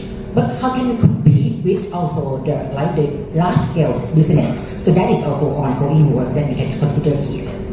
And if you look at organization form and scale of MSME in Thailand, so the first one is organization form that mostly based on community-based organization and also have the main issue as like community-based issue as well. And the size, like medium size, like from 5 to 20s, also workers, it is contributing to 51% of the MSME in Thailand, with also the revenues around like 0.5 to 1.8 million baht. So these are the overall pictures of MSME. And why that we have to consider about the other impact apart from our profits? Because there are so many risks globally, and environment is also a top risk as well. That they have to look at the environment like because of like the natural disasters, and then also like the climate change impacts, natural resource crisis. So that's why they are also like ensure that the business can run very well. So they have to have to address quantities like environmental problems. So at the end, we need to tackle because we also are part of supply chains. So that's why at the end, the green economy has been increasing globally and also in Thailand. So this is also like market opportunities. So that's why right now that MSME also embed green economy as part of it. And also a part of the company that they have like 93% of company that would like to walk away if they are not concerned about ESG. Not only environment, also social and governance as well. And of course that in our country we also have economic growth in the future, and we also focus more on sustainability. Because also this is not only the assets made at national levels. It might be meaningless for the companies, but we have the national structure in order to support. For example, we have national strategies on SDGs that support like stabilities that embedded SDG 16, public sector management have collaborations, eco-friendly growth that have many also SDGs like zero hungers and then also clean water sanitation and so on. Social equality that also focus on like no poverty, zero hungers and other things as well, and human capacity development and competitiveness. And these issues are embedded in national strategy as well as also policy and support, economically, technically as well. So why that Thailand have to consider this? Because and afterward all the threat and all the trend that we have to have climate change policy. In our country we have national determined contributions in November 2022. So we have to have the target of climate change and then also like zero carbon and zero greenhouse gas emissions. But in order to do so, we have also regulation and support. Then we have Climate Change Act to enforce all players, including business. And it's also going to affect MSME. because they don't have enough resources to tackle this. So in order to do so, there are also many support as well. But of course, these are also like in the context of national policy that we have Thailand 4.0 that also developed based upon industrial 4.0 that to be like the country with security, prosperity, and sustainability, not only profitability. So in this one, we also have to tackle this three key issues like middle income trap to be more developed and then more higher income inequities, and imbalanced development. So in order to do this, we also have this policy and action like agricultural 4.0, smart farming, as well as also establishment of digital economies promotion agencies and SME capacity building program through the Office of SME Promotions. So these are some kind of the promotional plan. So I will not go into details because I would like to see some presenting you some example that what happened in the country as well. So in this one, they have like promote and develop SME by different support technologies and capacity buildings, and also like promoting mechanism like have the tools and then embed it into different activities. And we also have the Social Enterprise Promotion Act 2019. So in this one, they also have financial support for social enterprise promotion fund, include like loan program, startup grant, and financial support as well, and also tax incentive under revenue department and others benefits. So that is about the national policy and then how it's implemented right now. So implementation of green industry in Thailand, like now we have 92% of factories in Thailand have been a part of green industry systems. So this is also one of the support throughout the past 10 years that with this policy and support, financially, technically, we have increased number of green industry. So we have different level, have green commitment, just like have the commitment, have policy, and after have activity at level 2. And then we have green system, level 3, that you have environmental management systems, and followed by green culture. Not only the system that you have, you need to have cultures in environmental implement effectively, and also the covering criteria of standard of corporate social sustainability such as ISO 26000 and level 5 green supply chain. Not only yourself, but your supply chain need to be green as well. So of course that there are also strengths of having this green industry. Together we have social sustainability in MSME. Like, so we have good perception that okay, there be a good perception that is very good in the industry, but what for? And also you have the credit as well, and you have certification system. Then you can also have the credible of the certification scheme, and also have the, because in Thailand we have large number of Thai SMEs, so it's also strength point to promote it in this sector. And it also creates very good image and afterward competitiveness of the SME. And it also brings opportunities because of having a part of this. It also follows 20-year national plans on green economies. And consumers are interested and third parties require green industry. So this is a good side. What would be weaknesses? Absence of appropriate regulatory regimes. Sometimes we have also many regulation that also not allow the small scale industry to work on different things, and lack of knowledge, lack of budget, unsensible management in environment as well as also social aspects. Trade also, lack of the green industry knowledge management, limited awareness of the public. So without awareness, it is not easy. But in order to have this one, we can have different strategy that we can have economics-based mechanisms, we can have incentives, sustainable procurements, voluntary green product certification scheme, as also awareness raisings.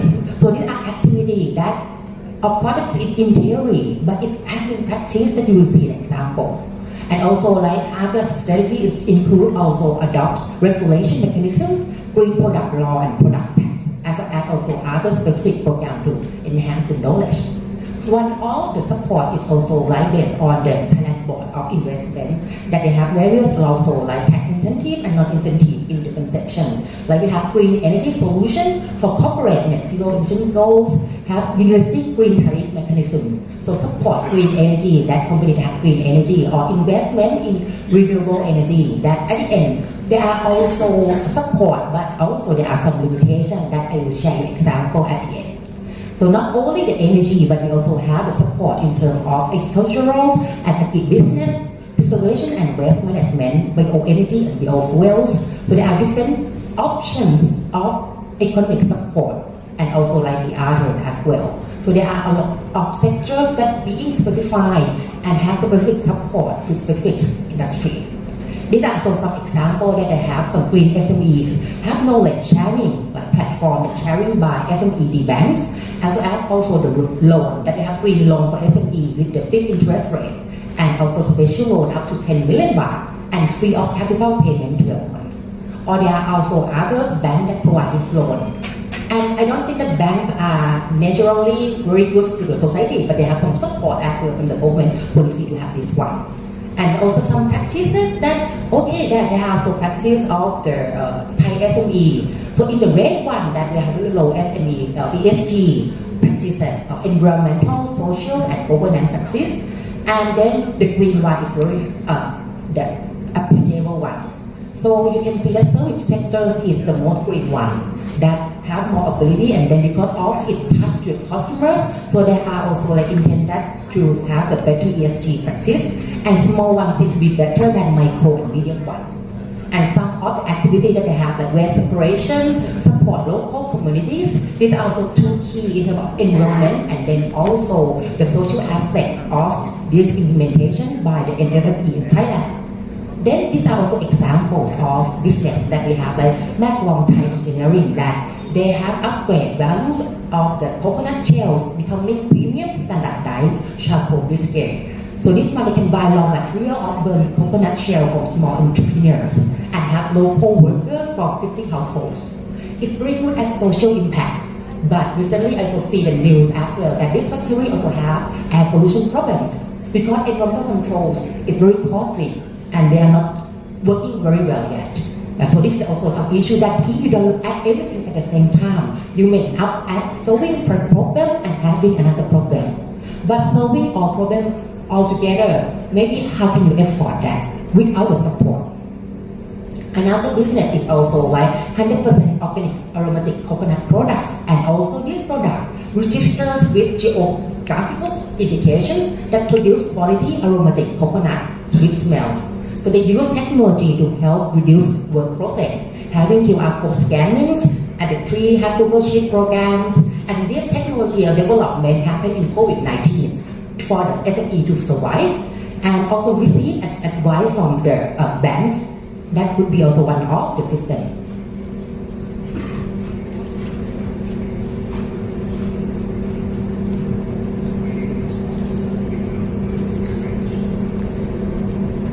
Yeah, and then also another product that Police is also the product that developed with Thai design products that believe in power of designing that can enhance better life and better worlds.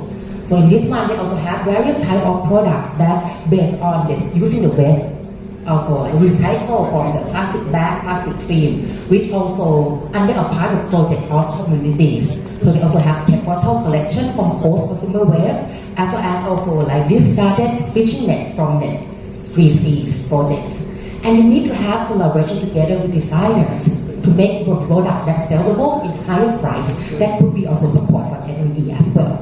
Or the third ones that also like circular economies, that it is not, you can be SME, but you can also cooperate with also the larger brand or like the larger company in order to make it profit and then make a story together, because you're not alone in supply chains. So in this case, circular company have collaborate with 10 large-scale suppliers in order to make their products and to make story together that recycle textile waste in a modern way with a nice design. Or they have also like circular textile platform that have also the company and then SME as the members to also showcase their use of artificial waste to consumer, post-consumer, and recycled materials in textile industry. So that also would be, that also support as well from the governments that have some funding support for this, making up this type of platform.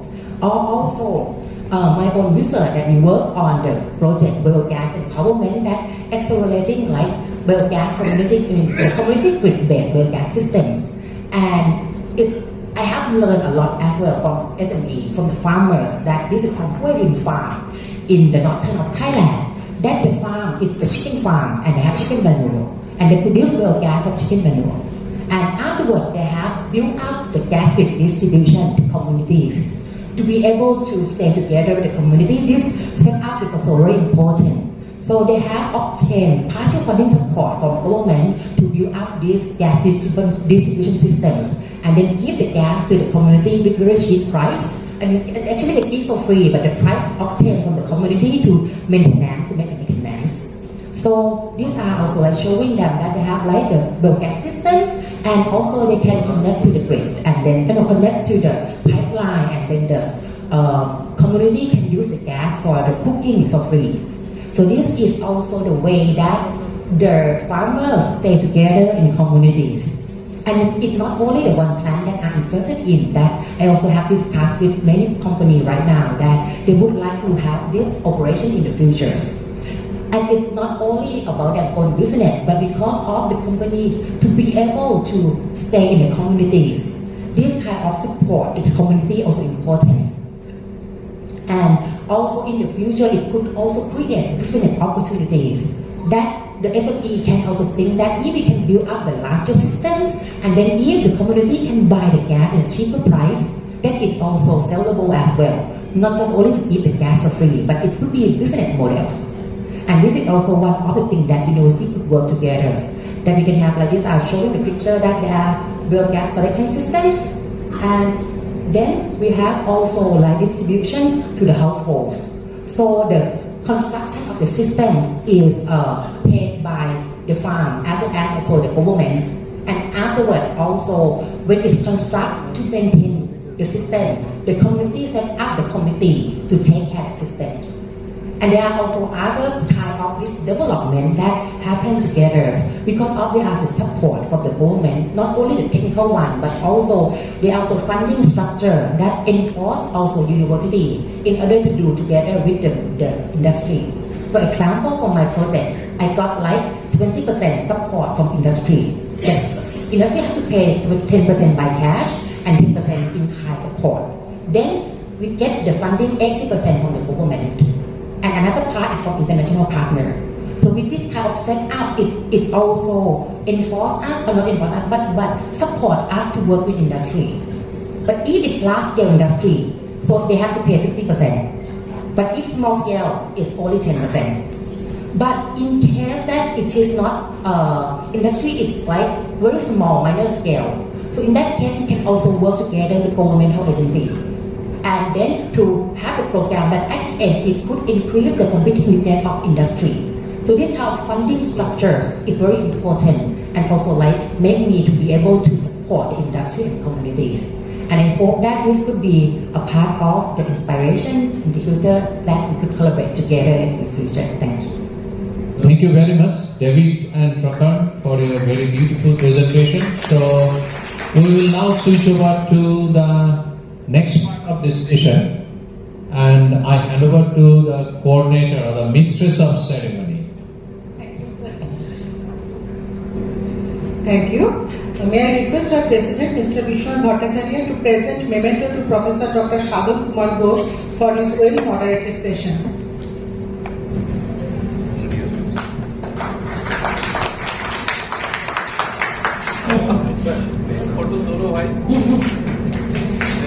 I now request Mr. Shondeep Mojo, Council Member FOSMI, to present memento to Dr. David A.M. Christensen.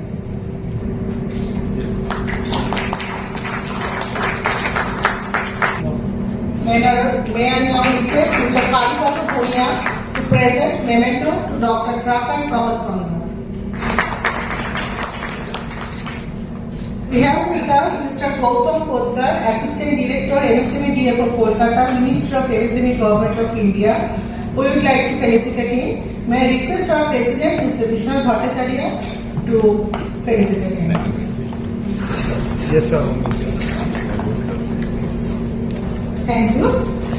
We will now proceed for the technical Q&A session 2 on the topic supply chain, social sustainability and MSME. Gautam Sengupta, Rector, Techno India University, Kolkata, West Bengal, to take his seat. Let me introduce Dr. Gautam Sengupta. Dr. Gautam Sengupta is a distinguished expert in quality management and agile methodologies with over 35 years of experience in industry and academia. He has held senior leadership roles in organizations like Tata Motors, Philips and the Videocon Group. In academia, Dr. Sengupta has served as Vice Chancellor of Techno India University, Director of Calcutta Business School and is currently the Director of Techno India University. He also served as an adjunct professor at IIT Kharagpur, specializing in total quality management and supply chain management. Dr. Sengupta holds a PhD in management from Bengal Engineering and Science University, MBA from XLRI Jamshedpur and a Bachelor of Mechanical Engineering from Jadavpur University. His professional certifications include PMI Agile Certificate Practitioner, Project Management Professional, Six Sigma Certification and Lean Manufacturing Consultant. Dr. Sengupta is also the advisor to the FOSMI Advisory Board. I now request esteemed speakers Dr. Bui Thi Than Huang from Vietnam and Dr. Rajkumar Bhattacharya from Nepal to join the session for the technical plenary session 2 on the topic Supply Chain Social Sustainability in MSME. Before start the session, let me introduce the speakers of this session. Let me introduce Dr. Bui Thi. She is the lecturer at the Faculty of Climate Change and Sustainability Science of School of Interdisciplinary Sciences and Arts in Vietnam National University, Hanoi, with 20 years of experience in environmental education. She is the founder of VNU Green Tech Spin-off, Vice Board of VNU Scientist Lane. She completed her BA degree in 2004 in Geography Pedagogy, MSc degree in 2006 in Physical Geography and PhD in 2015 in Geography Resource Environment. She is a consultant on Green Preschool Zero Plastic Waste Schools. She works in the sustainability of SMEs in Vietnam. She has been the mentor of 7 startup teams that have received many awards for startup initiatives related to smart waste, recycling, community education for a green and zero waste living space. Let me introduce Dr. Rajkumar Bhattacharya. He is the professor in Tribhuvan University, Nepal, teaching postgraduate management courses relating to MSME's business strategy, entrepreneurship development, leadership, organizational behavior, research methodology, international business and other. Professor Dr. Rajkumar Bhattacharya epitomizes the concept of a academic seamlessly blending academic rigor with practical expertise across a range of domains, including innovation, entrepreneurship, general management and socio-economic development. He has worn numerous professional hats, serving as president, executive partner, advisory board member, CEO, professor, senior research specialist as well as consultant, principal investigator and team leader across a spectrum of prestigious organizations such as IDRC, ILO and the World Bank. Before we start the session, may I request Mr. G.S. Chaudhuri to present flower and Uttoriyo to Dr. Rajkumar Bhattacharya.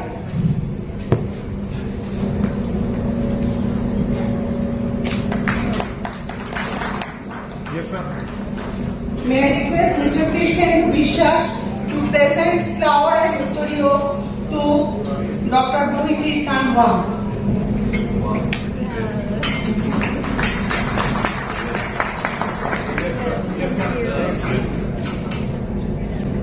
Thank you, sir. I would like to request Dr. Sengupta to kindly forward the session. Good afternoon. Okay, I had a different plan when I came in. I had a plan to talk over PowerPoint presentation, but I have changed my plan. 2 reasons why I have changed my plan. Because the people who are attending here, I know them, and I have come for you only. When Vishwanath spoke to me that you have to come, and the people here are very close to my heart. And therefore I thought I must come and talk to you, heart to heart. And heart to heart talk is never possible over a PowerPoint presentation. Right? You are with me? It will be a little interactive. Try to limit my time. Firstly, this is a supply chain social sustainability in MSME. Big name. Now, MSME word is little confusing because I speak across the world. In Europe, MSME is not told. In Europe, it is told SME, small and medium enterprise. In India and this part of the world, we talk MSME, micro, small, medium enterprise. In West Bengal, it is more of micro. Agreed? All of you agree? Yeah. So therefore, the perception is different. For micro and small, unlike what is practiced in the rest of the world, the practice is different. And I will talk on that. And what I will talk is based on a research, a PhD research which we did under me during the COVID-19. And we tried to find out what is that, why the entrepreneurs in West Bengal, all of you are that, is not coming to global standard, although you have all the potential. And I will take the reference of what Professor Ghosh was talking. He spoke about Maslow's theory of motivation. Many of you know. Point is, it is not the workman to be motivated. My question is, and all of that is here, I'm sure he agrees, the entrepreneurs here are motivated, extremely motivated. How many of you raise the hand? Extremely motivated. Yeah, one is there, I know it. Many hands are not coming up. Yeah. The reason is not you. The reason is the ecosystem around you. Example of Tata was given. I had worked there, not 1, 2 years, 13 years. And I had led the ancillarization, which means developing MSME. I had created Adityapur, which is near Jamshedpur. 200 units, all are throbbing, all are extremely good. What differently we did there? Tatas, they took over those companies. One of us, Vishwanath, one of us used to sit on those companies. We never blamed them, no point blaming them. One of the manager, one of us, I was taking care of Friends Enterprise, one of the large company who used to make bumpers for the Tata trucks. Taking over means what? We were changing their culture. We were sitting there, guiding them, holding their hand. Circular economy, sustainability will never happen until we are able to motivate you. Until you are motivated, you yourself is motivated, but is the environment around you is motivating. We quite often we say, if you don't do it, the unit will close down. It's not motivation. We should say, if we don't do it, our economy will close down. Our thesis, our PhD work during 2019 COVID said what? It says, it is the lack of motivation at the entrepreneur level which is not giving the psychological safety to them as well as psychological safety to the workmen. And that's something which has to be required to be done. I'll give you one example since I spoke about Tata. You know Tata Motors? Telco. How many of you know? Telco, all hands are raised. You know Telco. I was the head of ancillarization. We are in trouble, one of the year, and our commercial vehicles stock went up to 10,000. And you understand 10,000 stock means what is the kind of inventory pressure we had on our head. It is a supply chain, so I'm talking about this. 10,000 unsold vehicle. We spoke to Sumant Mulgaonkar, who was the chairman of Tata's.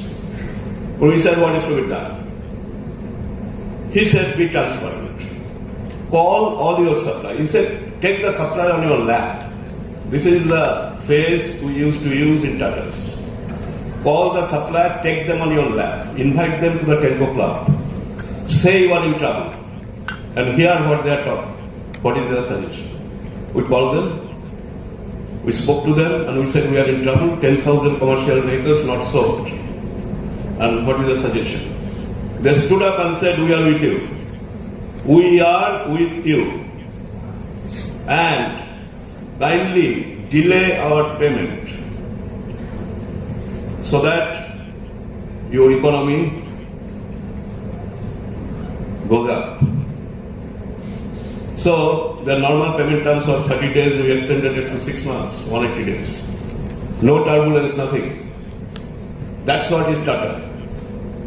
In supply chain, my profession is supply chain. I have done my, whatever qualification you say across the world, I have done everything.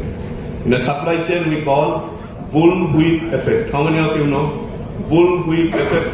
কেউ জানেন bullwhip effect বলতে কি বোঝায়? জানেন না. Bullwhip effect is looking at the entire supply chain,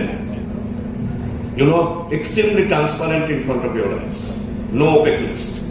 Today, most of the supply chains are not performing because of bullwhip effect. And those bullwhip effect we have created. So therefore, basically, Professor Ghosh came here, did a lot of work, and we have seen only 2 hands raised. How many of you have implemented circular economy? It doesn't happen under threat. It never happens under threat. Let me say so.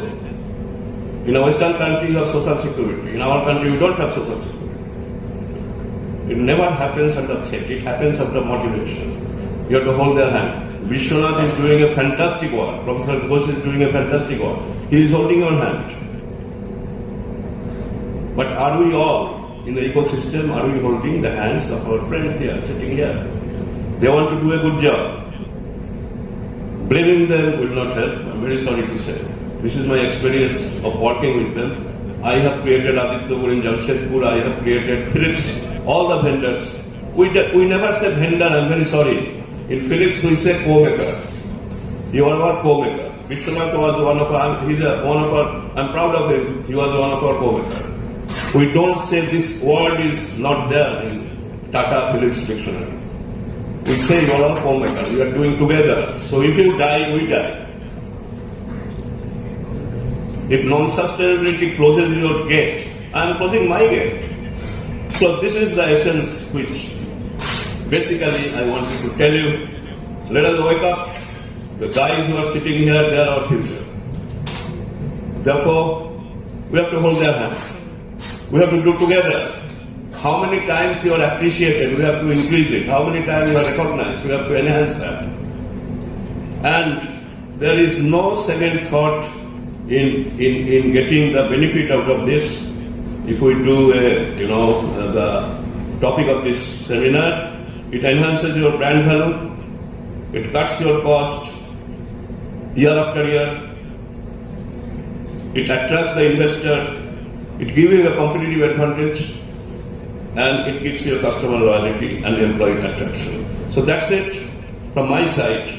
We are available. I am the Vice Chancellor Rector of Techno India University. We are available anytime you like any of our assistance. We are available. We want to see a different Bengal. With these words, thank you very much. Jai Hind. So, now I think I'm within the time. Yeah, I'm within the time. I've just taken 10 minutes. Now, we have 2 wonderful, excellent international speakers. So, I would request them to take over. And in which order you have to tell me? Which order? Who will come first? You? Okay. So, Dr. Wong from Vietnam National University, Hanoi, Vietnam. So, time is 20 minutes. Hi, everybody. Yes, nice to meet you. I would like to give the thank with the MSMEs in India. I would like to give the thank with the Professor Ghosh and everyone in MSMEs invite me to come here to give the case study from in my university and case study from Vietnam about the social sustainability supply chain. Okay. Firstly, warmly welcome and would like thank all of us that stay here in this town to listen to me. But I would like to give the special thanks with all the humans stay here. Who can stand up?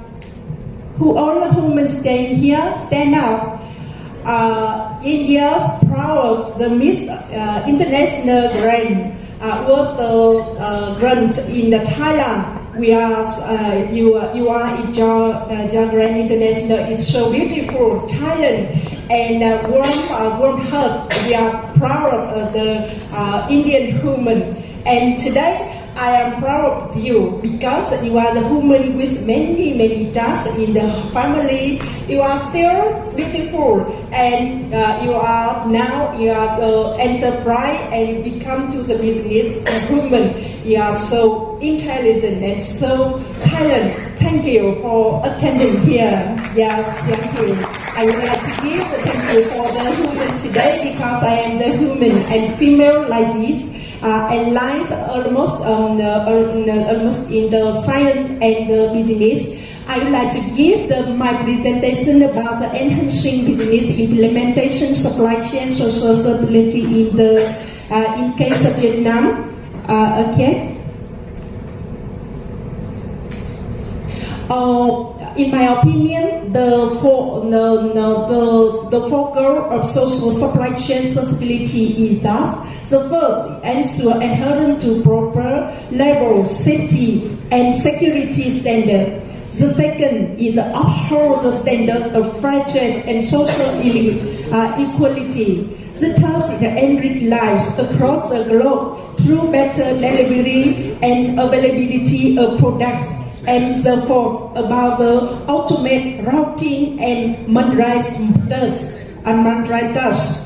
And in Vietnam, the policy requires an SME to implement for sustainable. Yes, for the sustainable social supply chain. In my opinion, with the three points. That is the three tasks. Three main tasks for all the enterprise in Vietnam.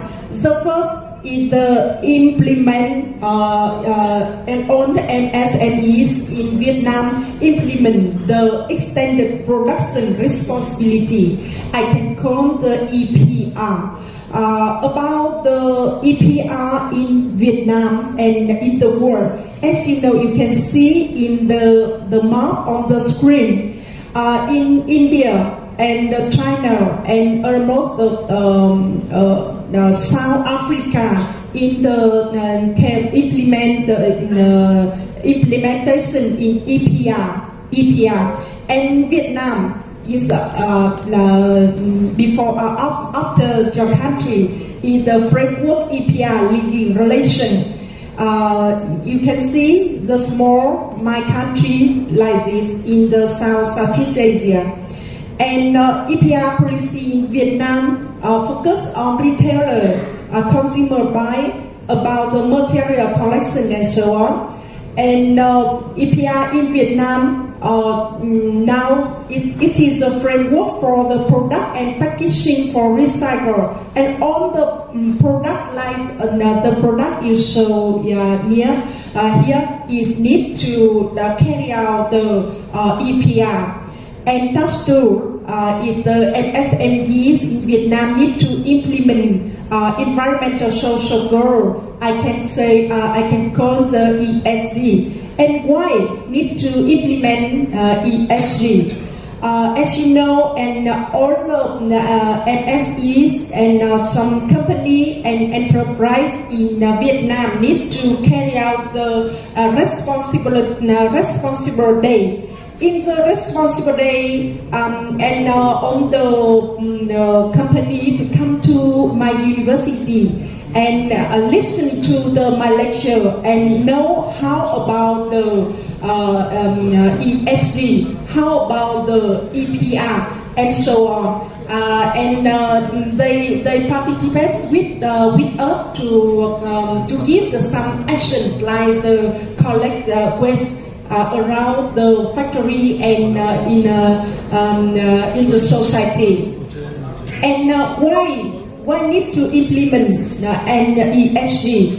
As you know, in Vietnam, you can see on the screen, Vietnam have the number index rank in the 54 in the world. It's the 166 in the country, but in the SDG in Vietnam is the rank in the 54. And about the population in Vietnam is smaller and smaller than India, about approximately 100 million people. And GDP per capita of Vietnam about 13,000, upper 13,000 US dollar per year. And almost the criteria and SDG goals still in the cannot to achieve. Only the SDG 1, no poverty, and SDG 4, quality education, we can achieve the criteria and complete the criteria. And some major challenges remain. That is so difficult for us to carry out. And all the enterprise and company need to company with us to carry out this. The SDG 2, 0, SDG 3, good health. SDG 14, life below water. As you know, in Vietnam has a long seaside. And SDG 15 is life on land. SDG 16 is peace, justice, and strong institution. Although Vietnam institution is good, but yes, only one party, Communist Party. So some problem when in the country it has only one party.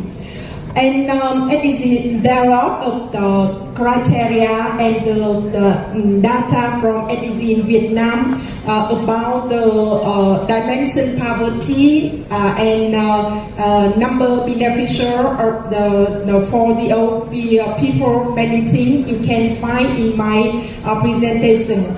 So I would like to show you about the sex ratio between in female and male in Vietnam. And in Vietnam, the more 10 or 11 male more than in female.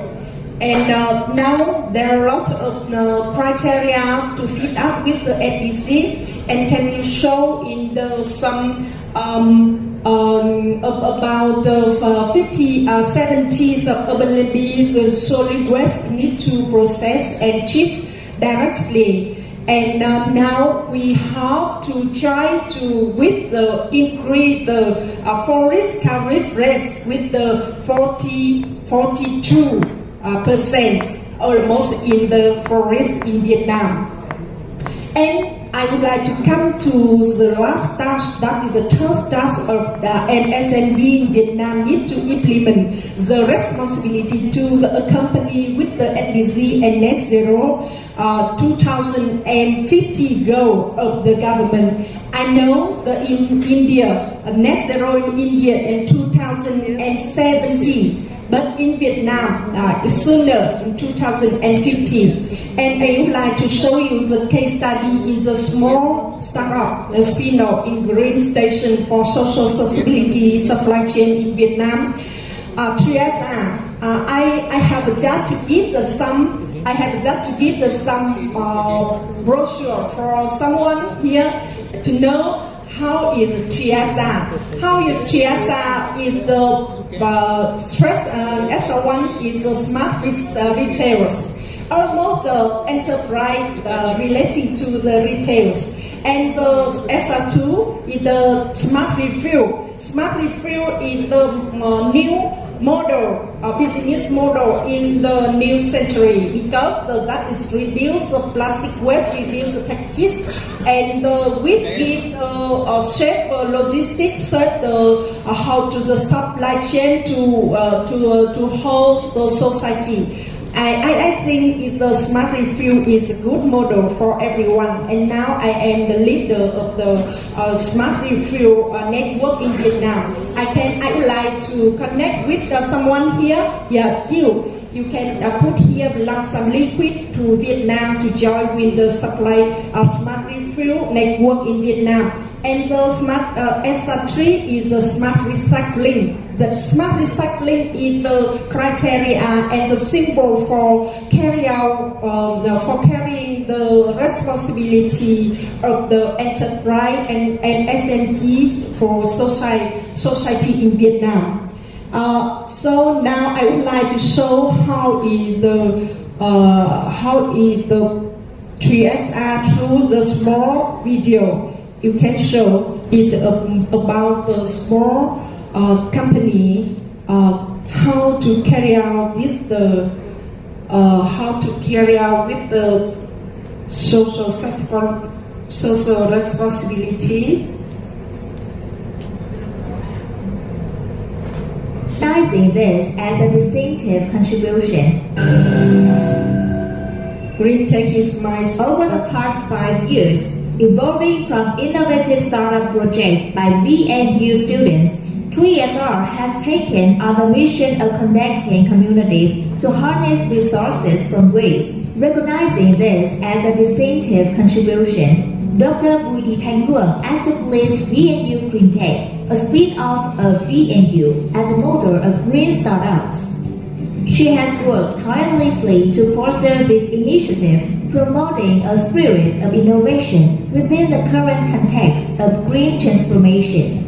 Leveraging VNU's strength in science, technology, and its reputable brand, VNU Green Tech unites scientists and dynamic young individuals passionate about the 3SR project: smart retail, smart refill, smart recycling.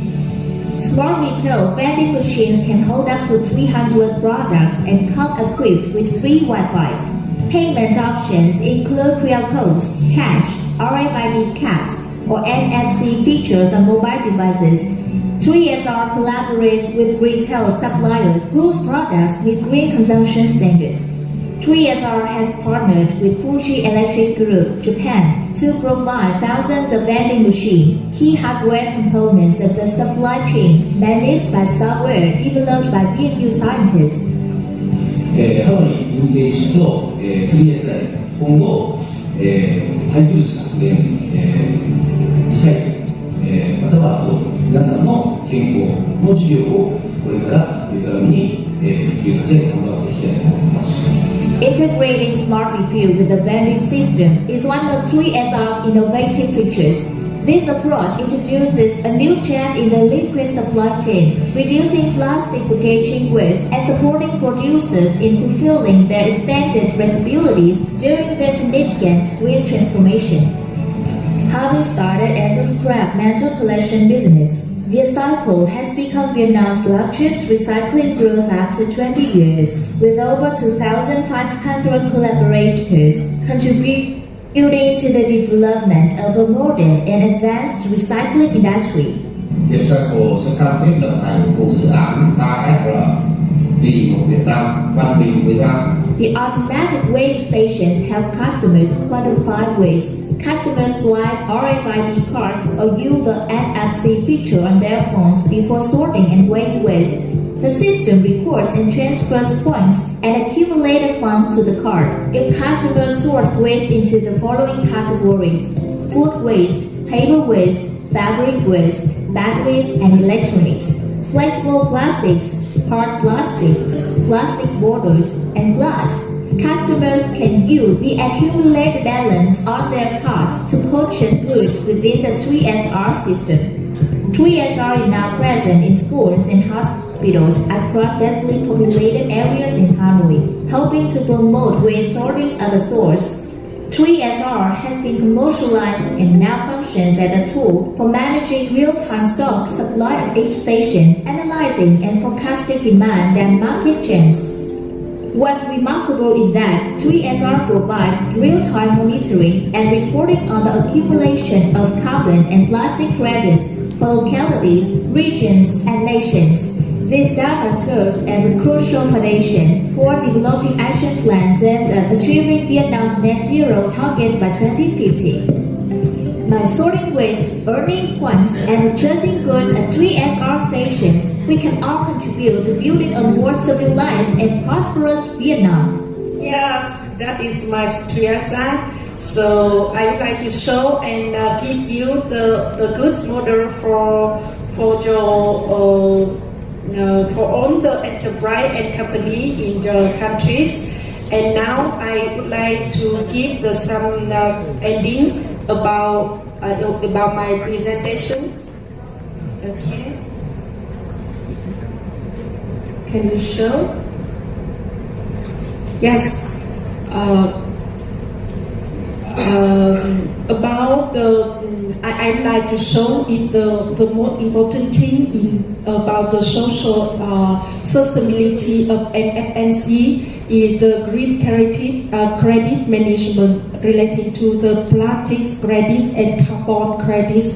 When you try to focus on in the ESG environmental social goal, you can make the plan and strategy for your company and enterprise in the suitable in the new century. Thank you. Thank you for your attention. Yeah, thank you.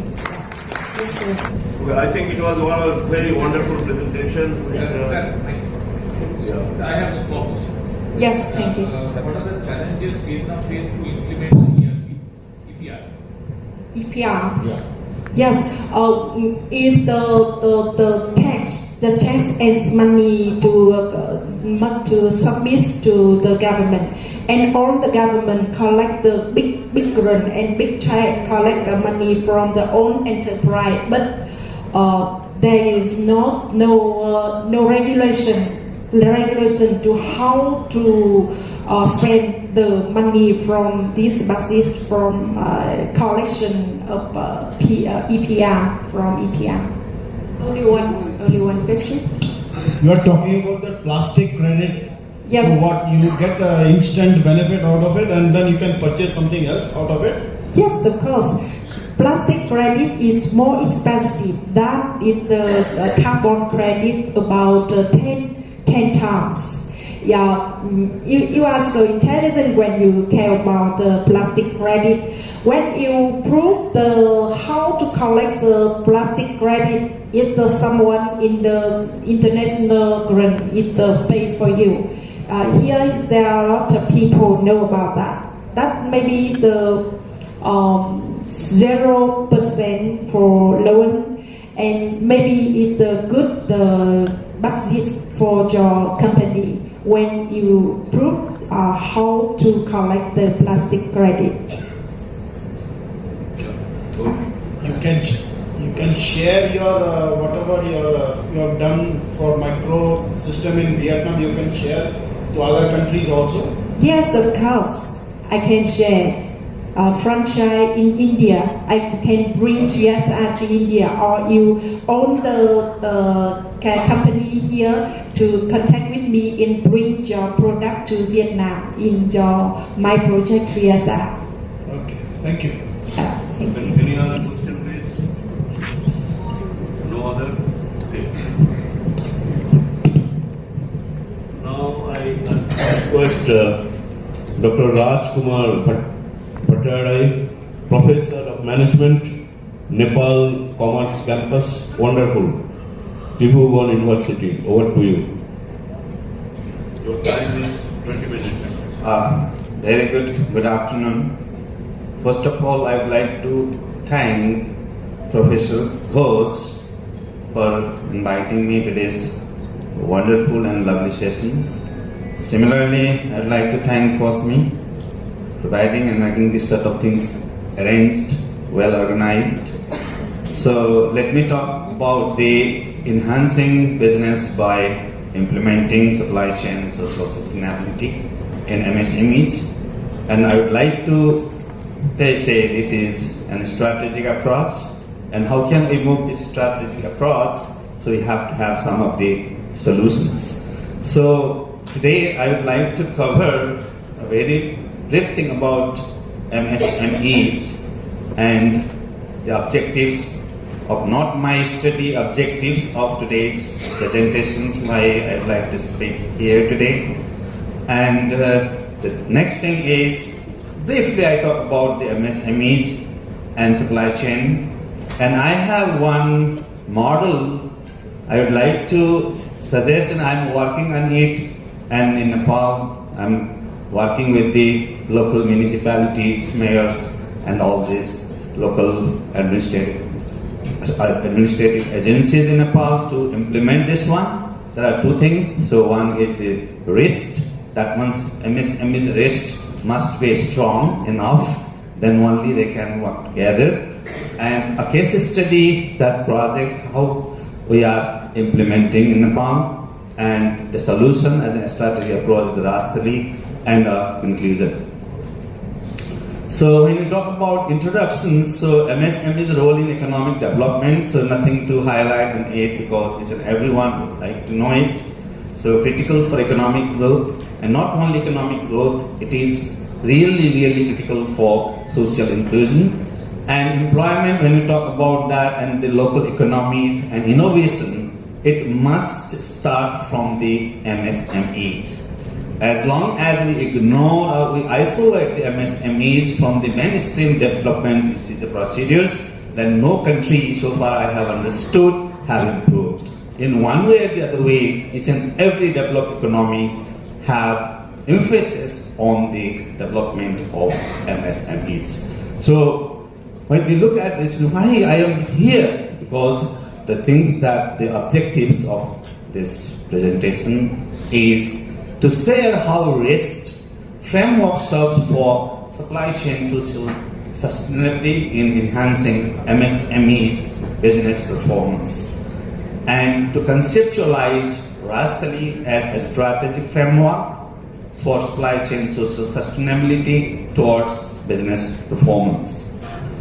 Now, MSMEs, you see, is a contributions in these things is that in our country there is about 22% of Nepal's GDP is coming from MSMEs, and about 95% of registered, there is tendency probably it would be in India also that, so 95% of registered, still there are MSMEs not registered, doing conventionally from the very beginning. That out of that registered one, 95, starting from the large scale to the bottom level, so 95% of registered business in Nepal are MSMEs. So employment, about the 2.7 million, you say, is a people, about 208 million, so total population.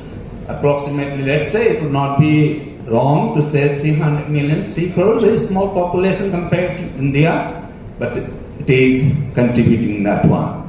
And out of that one important part in development at the later part is that 44% females are owners in MSMEs. So it was the latest development of the country. Now, when we talk about that, the MSMEs, you see, the supply chain social sustainability, it is integration of socially responsible practices within supply chains. So I would have to say, social is my understanding. I would like to say social means is nothing what is shared. If you do not share, it's your personal one. What do you share? It's your social one. If you talk about the supply chain, do you share the value created by the entities or that the organization what are working in that and making things happen? To what extent are you sharing? The big chunk of that, the margin of the value, do you wish to take at your hand, or you want to distribute, who are contributing to produce that one? So what about that, the fairness? So everything is linked to this assumption. So now how do you wish to share? In sharing with your employees, sharing with your, you see, the suppliers, sharing with your customers also. So how do you do that? And do you wish to build resilience to economic and external pressure? If yes, then you must go for the social sustainability approach. If you don't wish to develop resilience, then it would not be. So now, you wish to see the benefit immediately, or you are looking for a couple of years ahead. If you just want to make a money looking at, oh, this is the conference today and there are so many persons coming in, I would like to say something and do, and then, okay, fine. So, social sustainability may be very far from you. So now, we all have to think, we are not only for today, we are for tomorrow also. And not we are, our generation is also waiting to take our role, and then they do most at the one. So now, the focus part of this thing is the risk focus. Risk means what is it? W stands for waste, R stands for rent, interest, supplies, technology, and support. All these things are coming and making the rest, actually the rest of the MSMEs. So now, at the MSMEs level, I would like to suggest what about the strength of risk, what you actually doing and exercising. So now we talk about the ways, to go into detail about that, the risk part of these things. So now ways. So what about the ways? In our context, the ways was, you see, is distinctly different between male and female. If the same work was done by male, would be getting 1. If the same job done by the female, it would be getting half of it. So now 50% wages used to give to females doing for the same job. Now there are so many interventions, so many innovation support activities from the part of the government, from the part of the NGOs and INGOs, then now it's somewhere still there, but almost it has been come together with equality. It has come. So now how are you paying wages? And that the wages is sufficient to have or not? Are you maintaining the fair national standard, minimum standard fixed by the government? Or there are so many things you can look at. If you wish to make your supply chain sustainable, socially acceptable, now there are so many things coming around wage. Wage includes salaries and whatever the benefits you are paying to your employees, or that the consultant, or that advisor, whoever that. You have to look at a holistic approach, and then you have to think, and you have to judge whether that wages system is fair enough or not. I'm not talking about the equality. Equality for me is little bit far from the fairness. So now, in order to have the social, the shared things, we have to go for the fairness, not for only for the equitable, means equality. Equitable in my sense is equal. So now the rent. Now how that the MSMEs basically paying the rent? Now before there were nothing about that from the part of the government, but now there are so many things here also.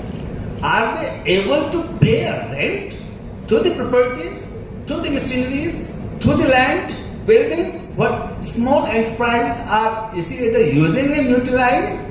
So most of my experience suggests majority of the MSMEs were keeping burden and stress of paying, how to pay the rent to the house owners or something like that. One important part.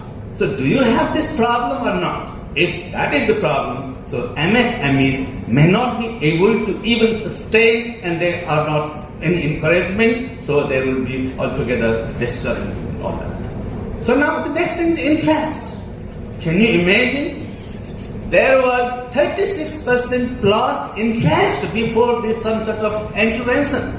Now it has come down to the 8%, and then most of the cases government has subsidized, and 50%, and it has come to the 4%. From 36%, when you buy, you borrow money at the rate of 36% interest, and how many, what would be the margin you charge? So this was the scenario. So there are so many things that micro enterprises and medium-sized, small enterprises are basically going. Because why this is? Because access to the banking system is not easy everywhere in the rural part, even in the urban part. And then the collateral systems, what is there with the commercial banks, if you have from the commercial bank, so it is a really, you see, the taxing for the small enterprises. And they don't have that sufficient collateral. And in Nepal, so there is no more practice of funding based on your project or based on your ideas. That is a collateral, and then the 3 generations guarantees or something like that were necessary. So now there were some of the schemes, some of the, you see, the agencies, so they help support this one. And then the supply. So what sort of things you are buying? Is it the green? You talk about so many things. Supply is not only what you are getting. Supply is how you are, you see, they are taking out things. The flow of commodities, goods, or whatever materials, items, vehicles, utilities, all these things. So flowing that, you see, running the vehicles are the polluting the, you see, the air, not only air, polluting that the sound because of the horns and something like that. Those vehicles are, you see, transporting either to your farm or from your farm. So all these things need to be taken into account. And technology, you have seen, and all are known about that, what sort of machines you have to design, what about the waste management practices and all these things. In terms of, you see, the risk approach. And support services means what about the business network. And more important part here, whatever I have understood, for me, you might have said there is a big, you see, the industry. But to those, the practitioners, academics, and then the government officials need to revisit. Are there in real sense the big industries? For me, rarely not. Have you seen any large industry? No. Because each and every so-called large industries are consisting, working, and then they are building up on the shoulders of the hundreds and thousands of MSMEs and micro enterprises like you. Test it, verify it. Where is the foundation of those big companies? You talk about the Microsoft, you talk about that the Apple, you talk about the Tata even in India. So now hundreds and thousands of micro enterprises are building those things, and they are taking credit of that, the big enterprises, and our micro enterprises are somewhere else, behind this. So therefore, the support, that means the access to that one, is missing, basically, in Nepal. So I am advocating, each and every large-scale companies need to take, in Hindi, if I am wrong, so you correct me, Godh limit. The small micro enterprises must be taken by the big organizations, and then what they can supply, they can do that. Look at Japan. There are hundreds and thousands of even that the activities are carrying out at home based. So therefore, my advocacy is to give, to assign, let's say how many, 5, 2, 3, 10, 15, how many micro enterprises or the other small enterprises you can link to your business. If it's in every, you see, is a item sold of that laptop sold, need to have, there are so many items, you know, you are from the manufacturing sector, so I know. So manufacturing a product, that means needs different types of items. So now each and every big manufacturers would have their own type of, you see, is a goal leader. That means they are working, they are linking with the micro enterprises, then the scenario would be different. So I would like to suggest to all that one, from this forum also, wherever I go, now big companies need to take care of the smaller one, because the smaller companies, micro enterprises, are the foundations of each and every big company. You talk about the Boeing, only about, including the technology, 45% job would be done by the US-based companies. Rest of the things are developed somewhere else. And very smaller firms are working even to manufacture and deliver the Boeing itself. So that is the fact we need to understand. And the challenges are there, definitely. There is a policy in breeding. You know policy in breeding. I don't want to go into detail because immune system is the topics of my PhD. So that's why inbreeding is not only this thing in the biology or something like that. if you have the idea of your father, grandfather, and you want to carry it, and you want to hire people from your own the blood groups or something like that, there is high risk of inbreeding. If there is inbreeding, definitely the things comes out and productivity, and there are so many things would be, you see, is going opposite of things what actually like one. So now, autoimmunity means if you wish to want to change, but there are so many things comes in front and you will not be able to make changes. And then the negligence to originality. Some things, what is happening? What you are producing? So beautiful bags were handed over to this one. So how many of you really love this sort of things, beautifully made originally at your locality? But we tend to prefer imported things or something like that. So as long as our mentality will be going for that one, your original one you consider is the worst one, and then somebody else who is considered the best one, how can you maintain that sustainability? That is my question.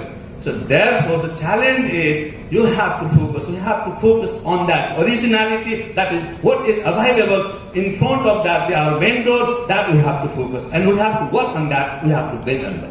Not that what is happening in the US and then the Europe and Japan, Australia and somewhere else. So focus on that. What is with you, work on that, modify on that, improve on that and do that. So that is what the things what we need to do. Resource dependency. If you are neglecting the resources, what is available in front of you, and you are relying on others, it would when you will get the sufficiency. So the focus on the indigenous resources, focus on the indigenous knowledge and all, and then look at that. Develop your industrial base based on that the indigenous knowledge, skills and resources. That would be. And technological gaps, and then the social capital. All these things are challenges. So I don't want to go into details much more about that. So now my project, as I already said, the title is the Promoting Innovation and Inclusion in Growth Potential Enterprises in Nepal, and financial support. It is granted by the International Development Research Center, IDRC Canada, and implementing agency, that is Nepal Development Research Institute, and collaborating partners, Ministry of Industry, Commerce and Supplies, and Youth and Small Entrepreneur Self-Employment Fund. So these are the collaborating, and we are working, we are having that the experimental research design, and that goes like this. There are 400, 404, and the 4x4 design we have adopted. So I don't want to go into detail about that because it's in every stage are there, an experiment is there. It's totally action research things. It's in every 6 months the evaluation that the performance is evaluated and compared one's performance with the previous time's performance, and then the similar others' performance is the two-way comparison, and then the verification, validations of what worked best, what helped best, what were the challenges. So all these things are the methodology, and some of the things about the risk, wages, rent, interest, supply, technology, all these things. So what about the MEDPA, vice beneficiaries and independent? So this is the thing that they quite okay, the challenges regarding that one. And when you look at the general challenges of risk, basically interest, supply and technology are the major things that are preventing to ensure that this is social supply chain sustainability.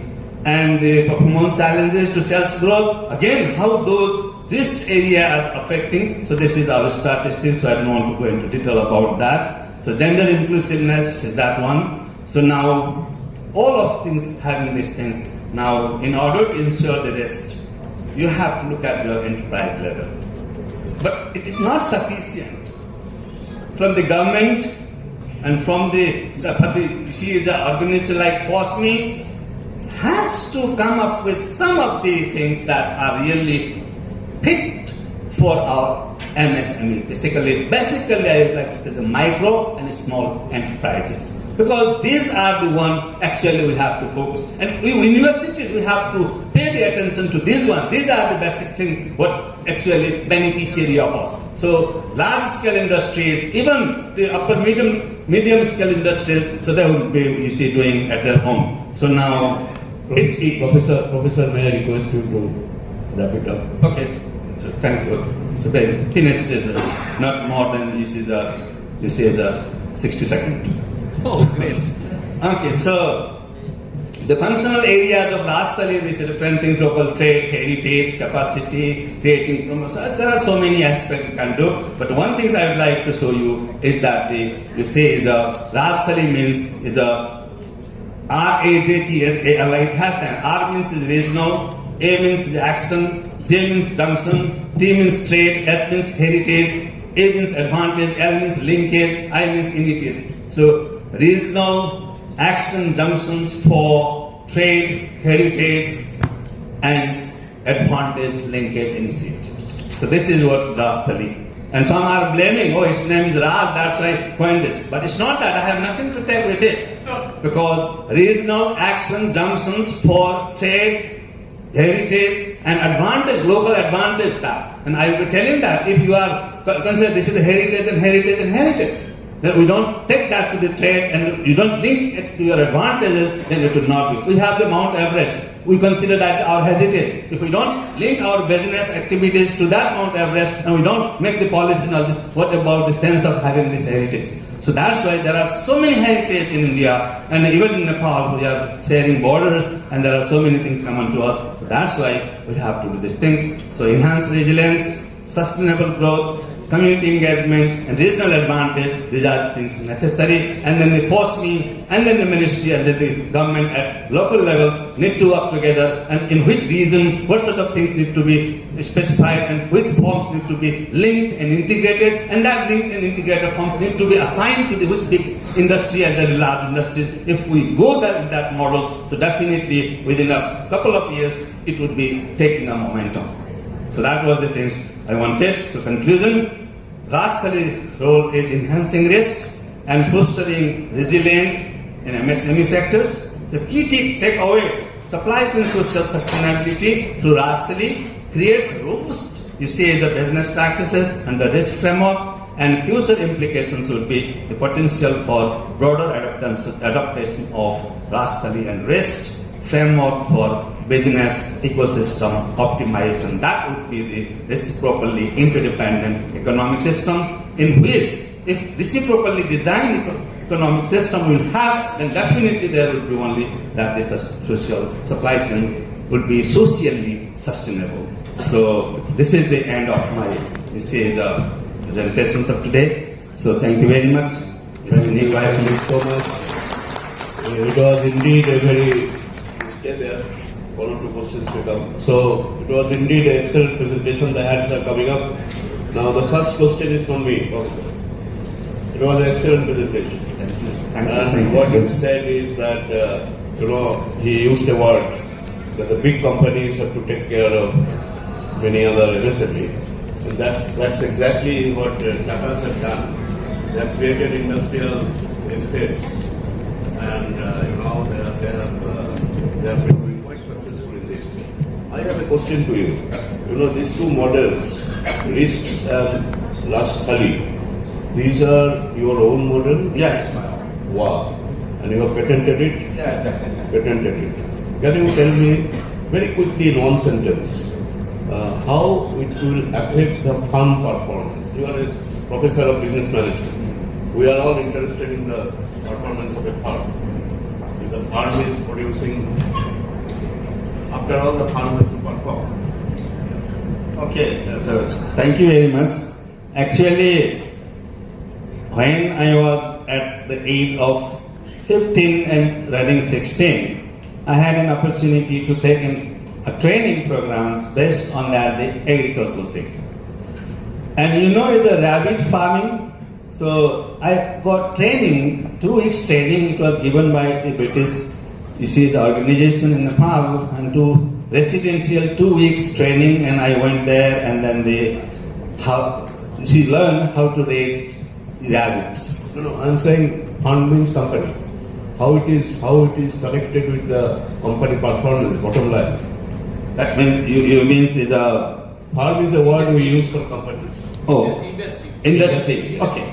So now when you use this one, which one is the Rastali or this one? Either of the two. Okay. So when you adopt the risk framework, then there is the wage, interest, W, R means rent, wage, rent, interest, S means supplies, and T means technology, and support service means a network. So now there is nothing, even to get immediate benefit, nothing to go for the research to other part. You have examples of that. You have cases that how it has affected the bottom line. Yeah, yeah, that's what I want. So network, one network only. That means support. If bigger firm would be taking your products, whatever you produce, so definitely impact of this you can see. Yeah, good. Thank you. Now there was a few hands raised. So who is going to ask? Yeah. Can you give him the microphone, please? Get your name, company's name, and ask the question. Kindly tell your company's name, your name, and ask the question. And the question is for whom? She or he or yeah. Okay. Hi, this is Shomak Bose.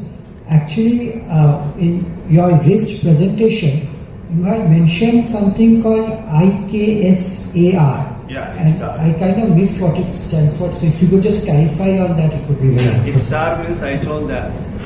Okay, that IKSAR. If you can just pull up the presentation, that would be good. No, that would be difficult. Yeah, slide. Okay. ISCAR means it is also another patented thing.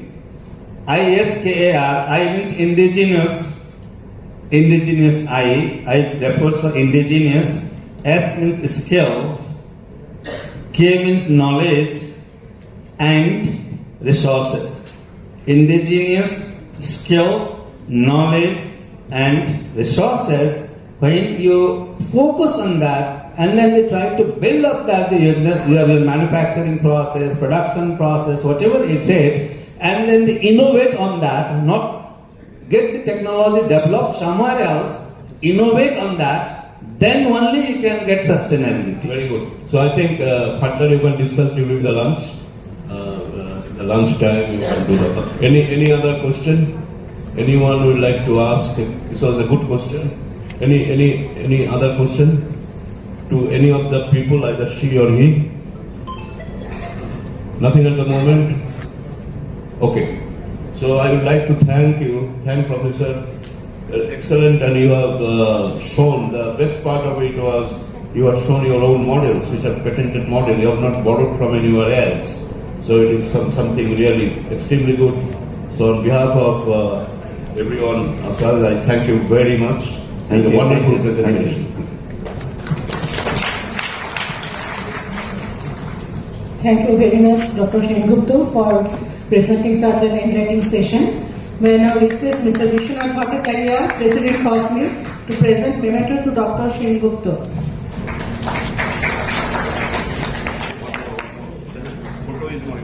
Yes, sir. May I now request Mr. Indrajit Dotto to present memento to Dr. GoWB Tham Wang.